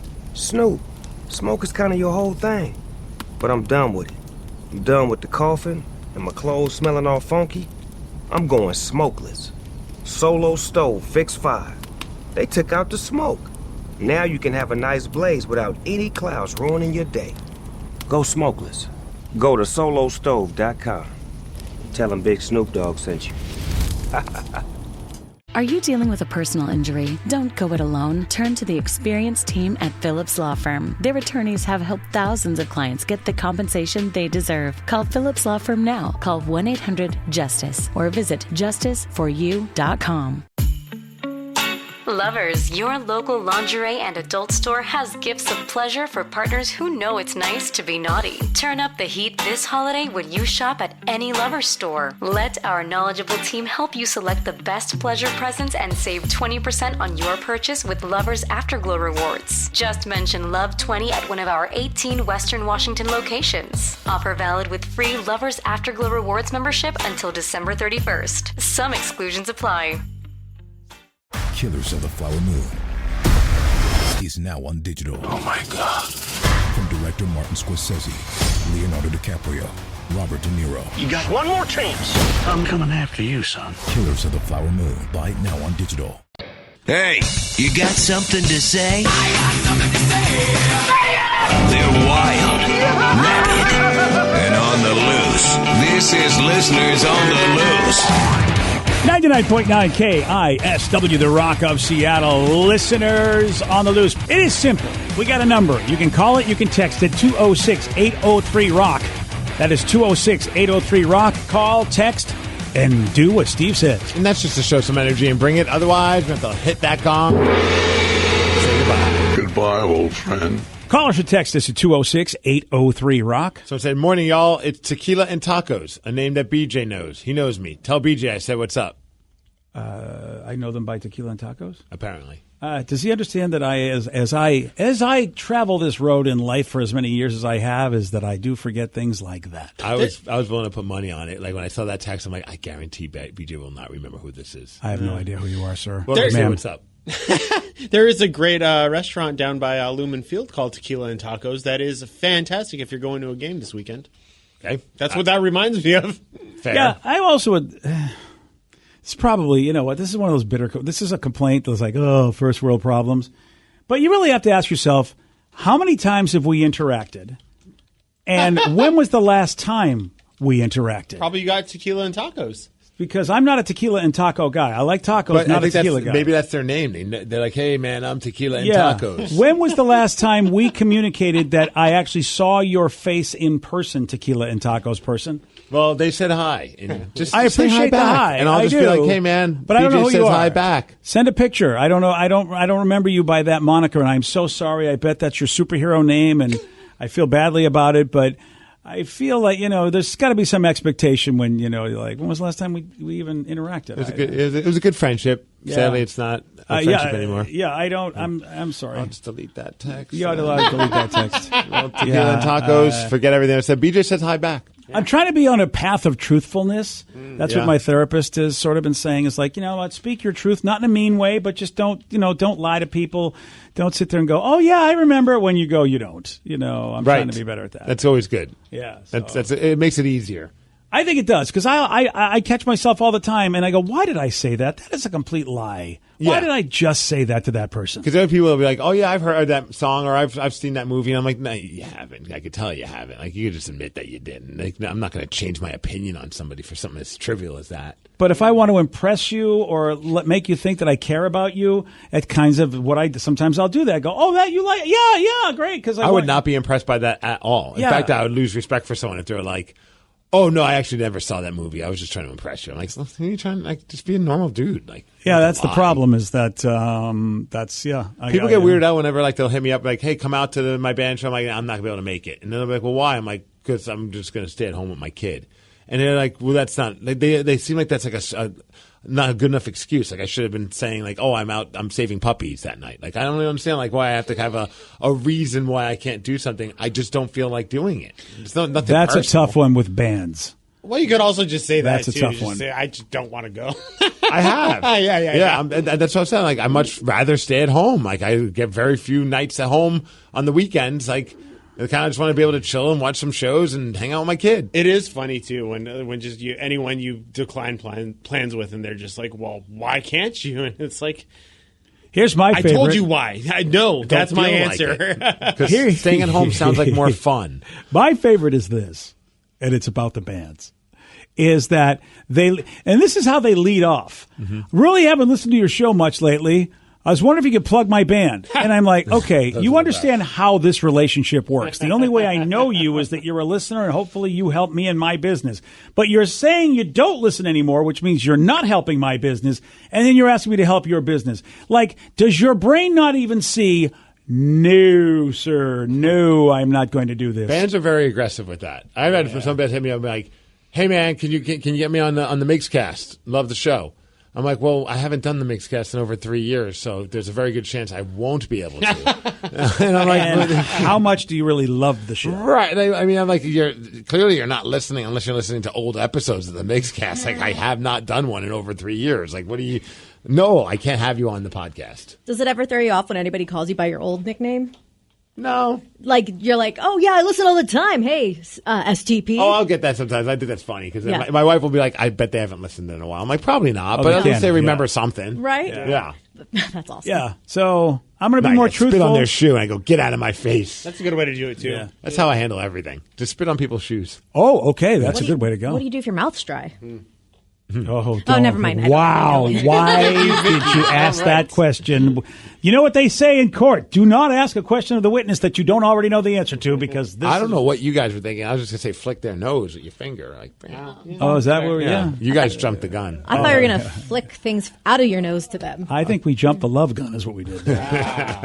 206-803-ROCK. It is Listeners on the Loose. You pick the topic. You guide the show. Call us and text us at 206-803-ROCK. Somebody said, "What's the weirdest food combination you've had to try or that you tried because you were a kid?" Mine was chocolate chips and mustard, and it wasn't as bad as I thought. So there you go. Chocolate chips and mustard. Wow.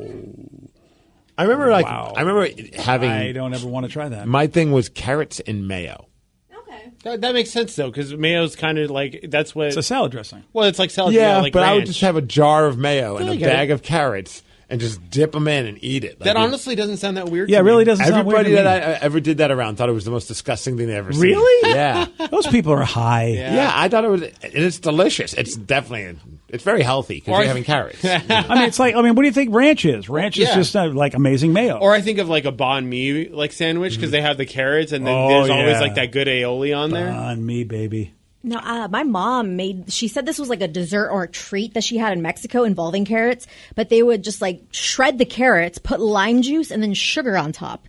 And she made it for us once, and it was actually very delicious. Wow, I mean, carrots are sweet. Lime juice, carrots, and sugar all together. Yeah, I mean, that's weird to me. I'm used to putting lime juice and like a spicy salt, like a tahine or something, on top of vegetables. Like a vagine? Tahine. Oh, tahine. Excuse me. I'm tahine. sorry. It is delicious. That's gotta hurt. You can put that on your elotes. You can put that on your I'm not putting anything in my elotes, okay? They're very sensitive. Put what you want in your own vagine. You leave my elotes out of it. Okay, fine. I'll just put mayo and cheese on your elote. Okay, I don't think that'll be good. Probably had worse on it at some point. You don't know until you try, buddy. All right. Here we go. Johnny Brown is in Edmonds and wants to talk to us. 206-803-ROCK. That's the number to call. That's the number to text. Johnny, you are on the rock. Johnny Brown. Good morning. Hey, Steve. How you doing, bud? I'm good. Good to hear you, my man. Oh, you know Johnny. We go way back. That's very good because I totally didn't know who he was. Yeah, Johnny Brown's the man. Sorry, Johnny. Now, Steve, I talked to Chris Egan about the wiffle ball game. He wants a redemption. Paul Sylvie has not yet.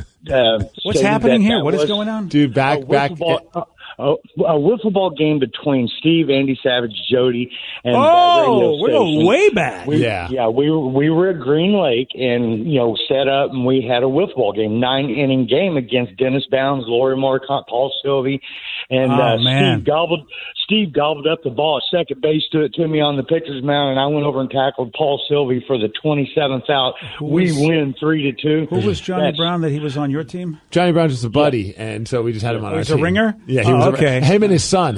Johnny's son was almost like he went pretty high level of baseball, so he was on our team as well. And Johnny went crazy and tackled Dennis Bounds? Paul Sylvie. That even still is. Paul Sylvie was still the main guy, right? Wasn't he the sports guy? Yeah. Oh, that's what you want. Some rando just barreling you over in what's supposed to be a friendly soft. It was very until it got violent. Paul Sylvie and Egan have known me because I've coached in the Seattle region for. Well, I'm still coaching. I got a granddaughter. Do they really know Johnny, or do they really? No, they do. Johnny, they do. Okay. Yeah. You know how some people say they know you, like Tequila and Sunrise. Or but whatever dude, the best part was our we had the baseball T-shirts with the 3/4 sleeves. Our shirts were a bat with 2 balls. Wow, that's a shocker. Got it. Well, I brought you the team photo. Yeah. That one morning I came in and brought you guys breakfast. Yes. So very nice. Yeah, it was it. Yeah, I gave Steve the breakfast. You loved it. It was McDonald's. Oh, thanks, buddy. Yes. But other than that, Egan wants you to get a hold of him so we can set up another one. Why doesn't Egan just get a hold of us himself? He said he's busy doing all high school sports. They're winding down and getting into the state championship. I'll be honest. I like Chris Egan. Chances are we're not going to do this wiffle ball game again. Exactly. I love it, but it's not going to happen. No, I got a band to go see this weekend. Yeah. That's yeah, sorry. My schedule's really probably busy. The not and the going to happen means there is no month that will work, Johnny. I hate to say it. That sounds like fun. I just thought I'd throw that you guys. You guys rock. Steve, right, love thanks, you, man. Johnny. Love you too, man. Hey, you guys stay beautiful. Okay, go, buddy. Johnny, dad life changes everything. It really does. If I don't have anything planned, I don't make new plans. Well, and also old man life. Plugging me about that damn donkey race. It was like getting hit from everywhere. Oh, no. With we don't John Curley. Like, his producer hit me up, the listener, and everyone. I'm like, dude, I'm not trying to be rude, but I would much rather hang out with my child than get on a donkey and race it around for an afternoon. Now, I told them if they could somehow get a sponsor. If all of a sudden, I said no. I BJ. would do it. Then you go do it. Look, if Starbucks is going to invest in a good amount of money for me to go be on a donkey, I'll do it. But if there's no money in it, what am I doing this for? You're riding donkeys. John Curley. That was my 20s. I was into riding donkeys in my 20s. Well, exactly. I'm 40 now. And I feel like John Curley is a man who's probably in my demographic. It can't be that important to you. You've had a great career, sir. Find some other things to do to have a wonderful time. You don't need to ride a donkey for nothing. We should get paid for this ass. It was pretty funny, though, to have an email from his producer who I could tell it pained him to send a message saying, I understand that what I'm about to send you sounds very weird, but I hope you understand where I'm coming. Because he was just told to message me. Oh, so he didn't know the history so much, I don't guess? think so. Oh, so that's he's like, I know this comes off as very odd. It's nice to meet you, would you be interested in riding a donkey against John Curley? I'm like, dude, I got other things to do. It all just sounds crazy. He never wrote me back. I just like when someone says, "Hey, this celebrity told you to let's go," and I'm like, "You're the intermediary, really? Why don't? Really? Yeah, no one wants to talk to us, man. Yeah, I think Chris Egan. We've had him Chris, on. he can find me. I'm in the streets of Puyallup. He's on the streets of Puyallup. Yeah. We can run into each other. That's why I'm always a little. I'll meet you by suspect. the guy that does the crazy sign stuff for the puppy place. Here's what happens: somebody goes up to like a guy like Chris Egan and says, "Hey, you know what would be cool? What's that? We do the big wiffle ball game." And Chris, probably being very kind and courteous, goes, "Oh, that sounds like a fun idea." And the person goes, "What you just told me is to get Steve to do it and be your representative." Yes. All right, I'm doing it. Let's go. How am I doing with this truthfulness thing? It's going pretty well. Thank you. I have to say, I think you're doing a great job. Thank you, I buddy. feel like you found your truth and you're sticking with it. Yeah, got to set good boundaries, baby. That's what I'm all about. I say, today when you look at yourself in the mirror, you say, "Good job, BJ. I'm proud of you." Oh, really? Yeah. Oh, like what, Stuart Smalley? Do one of those moments? I mean, I love sure, myself. I like myself, whatever. Does anyone here other than you and I know who Stuart Smalley is? Nope. Oh, it's an old SNL Way bit. to feel old, BJ. How old is that? 20 years old at least? Oh, I have to imagine. It was like a bit about a guy that was like annoyingly positive. Oh. Yeah, it was almost like a new thought guy, like one of those, like so you can say to yourself, you're whatever. Oh, and it was Al Franken, who ever since then has sort of, had a little problems. It first aired in 1991. Oh, my God. It's 30 years old. Oh, my God. Never mind. You're right, Steve. I got to retire that. I don't think anybody is tracking. Wow. Strictly relevant relates, like stuff from Seinfeld. Come on. Yeah, exactly. BJ and Migs, mornings on The Rock, 99.9 KISW.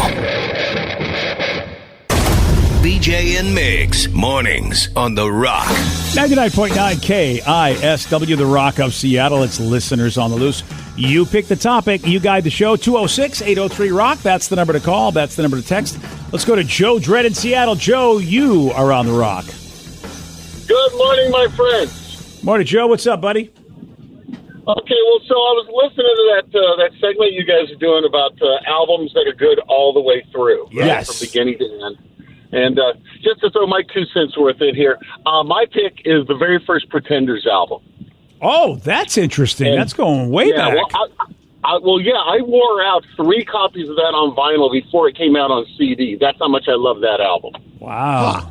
It's been a while since I've listened to that album, to be honest, Joe, so I'd have to go back and see. All right, well, the main reason I'm calling is I think we have a challenge here for this weekend. You guys brought it up, and I'm going to throw it at you. And I'm pretty sure if you go on YouTube, you can find all of Pearl Jam's 10 and all of Fleetwood Mac's Rumors. And I think both of you guys should sit down, listen to these albums all the way through, and then make notes, and then come back Tuesday and compare notes. Oh, so we have to listen together. Because I was like, No, that's you not don't going to have to happen. listen together. Okay, because I'm not going to go find BJ to go listen to. I think that is a wonderful idea for Steve to listen to Rumors all the way through. Great idea. Joe, I would do it in a heartbeat. If BJ will listen to Pearl Jam. Oh, yeah, that's not going to happen. Well, come on, BJ. What's the problem? Yeah, what's the problem, BJ? I have things to do, Joe, that don't involve listening to Pearl Jam's 10 all the way through.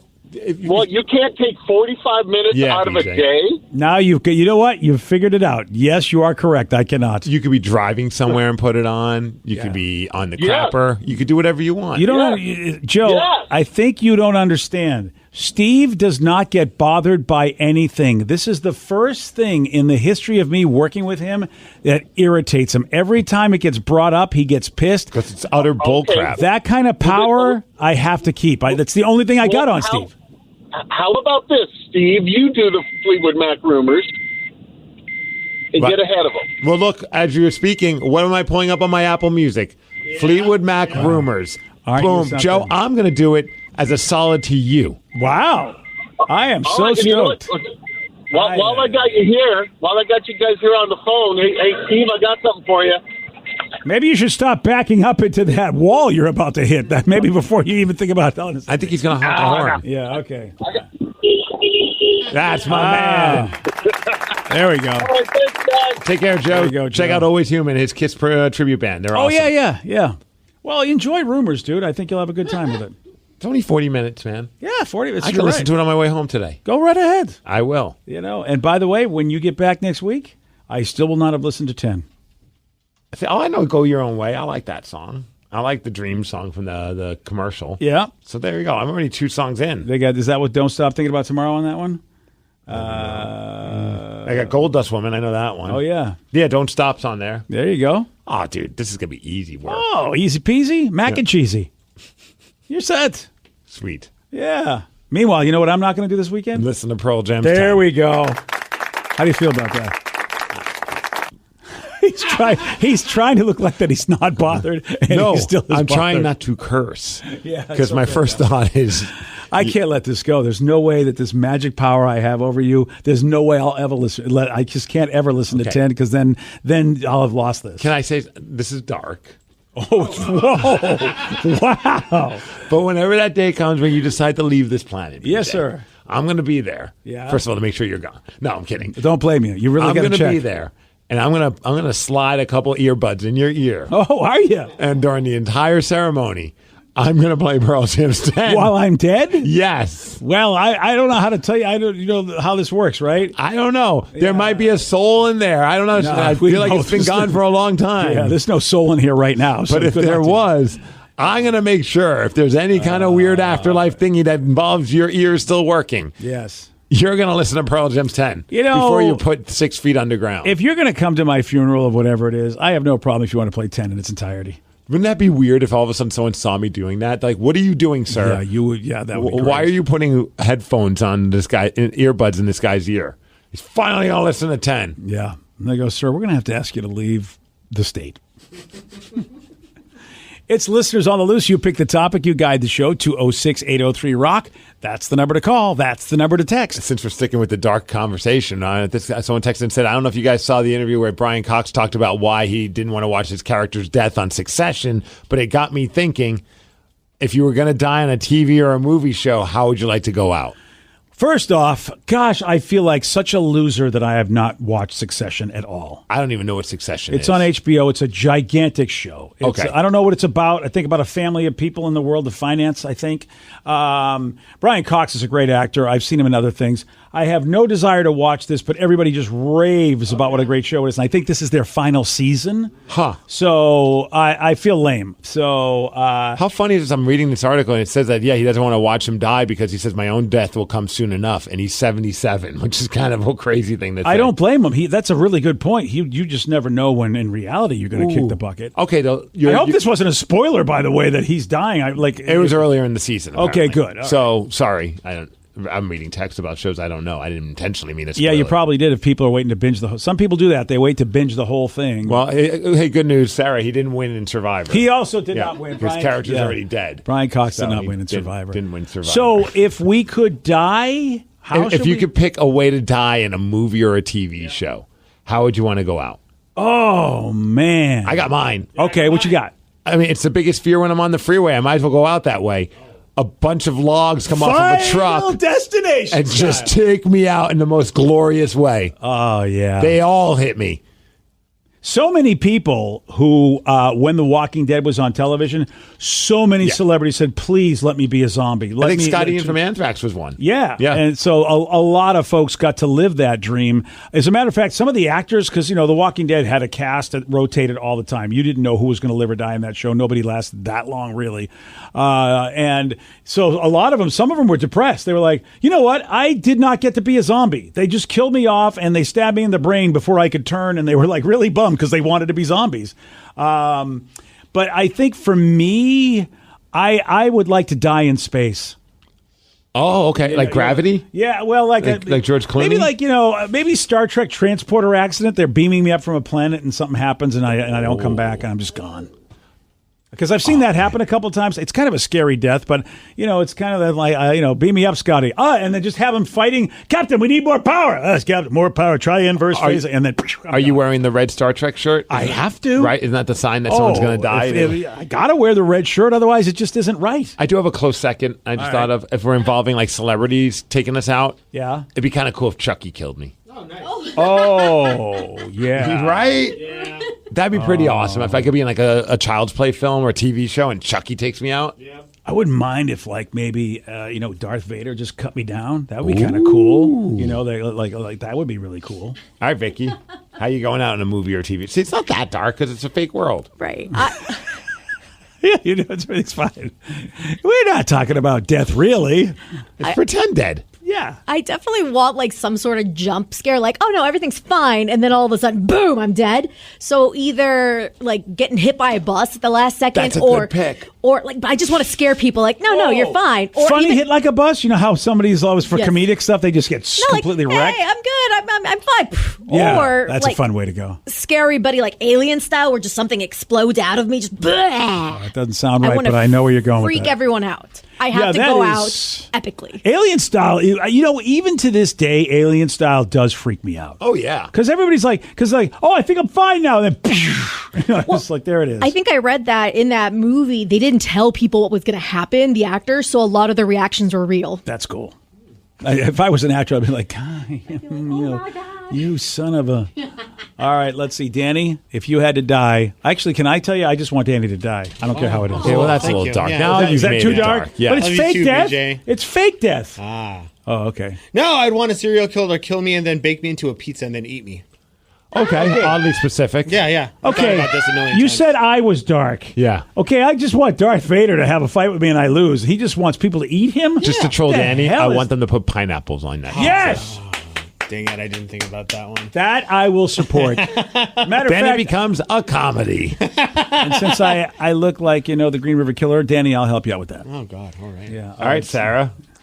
I want to be accepting either an Oscar or a Grammy or something. I beat out everyone. Wait, so in this movie, In you're this movie, accepting... I am a star. Okay. And I am doing my acceptance speech, and the person who lost to me is very upset about it and runs up on stage and just stabs me to death. Oh, my God. And steals my Oscar This sounds like trophy. the sequel to like Showgirls or something like that. Yeah, I thought about this too. This I is can tell. horrific. I see it in your eyes. I mean, because Mom and I are going to be there. This is going to be horrible. But we'd be Well, so you guys proud to will- watch you at the Oscar, and then you get stabbed. You'll see me take my last breath. That is not what I want to won't see. because I never watched the Oscars.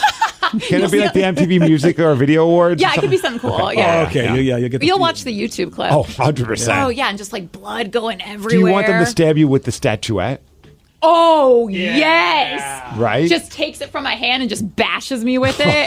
Oh, That would be epic. amazing. And just sticking out of me. This is my award now. Yeah. This is dark. I And then think it's eats getting you. dark.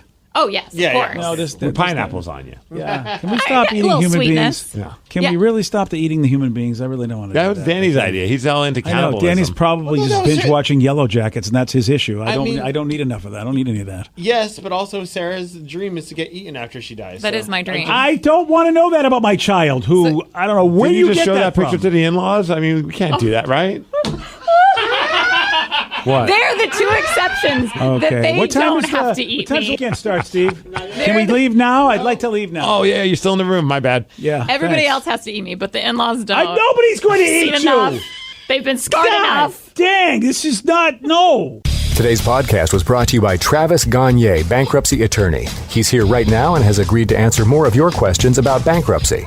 How much does bankruptcy cost? Well, bankruptcy costs, of course, vary depending on what type of case you're filing. There's a certain amount of court costs and other out-of-pocket costs that you're going to have in any case. The filing fees in a bankruptcy case are about $300, whether you file Chapter 7 or Chapter 13. One of the things to watch out for when you're shopping for bankruptcy attorneys or looking at the different cost options is that a lot of times, especially the really cheap places, don't tell you up front about all the court costs and whatnot that you're going to have to pay in addition to the attorney fees. So make sure that you get the full picture when you're comparing prices of bankruptcy lawyers on what the attorney fees are, how much your court costs are going to be, so that you can really make a true comparison. Thanks, Travis. If you have more questions about bankruptcy, you can reach out to Travis anytime at choosetherightchapter.com. I'm Snoop Dogg, and I'm giving up smoke. I know what you're thinking. Snoop, smoke is kind of your whole thing. But I'm done with it. I'm done with the coughing and my clothes smelling all funky. I'm going smokeless. Solo stove, fix 5. They took out the smoke. Now you can have a nice blaze without any clouds ruining your day. Go smokeless. Go to solostove.com. Tell him Big Snoop Dogg sent you. Lovers, your local lingerie and adult store has gifts of pleasure for partners who know it's nice to be naughty. Turn up the heat this holiday when you shop at any Lovers store. Let our knowledgeable team help you select the best pleasure presents and save 20% on your purchase with Lovers Afterglow rewards. Just mention Love 20 at one of our 18 Western Washington locations. Offer valid with free Lovers Afterglow rewards membership until December 31st. Some exclusions apply. Are you dealing with a personal injury? Don't go it alone. Turn to the experienced team at Phillips Law Firm. Their attorneys have helped thousands of clients get the compensation they deserve. Call Phillips Law Firm now. Call 1-800-JUSTICE or visit justiceforyou.com. Deep underground the Jelly Belly factory, Bibi is in her secret laboratory creating the weird and wild flavors of Bean Boozled. I've done it again! Is it pomegranate or old bandage? Dare to compare. Bean Boozled, 6th edition. Are you brave enough?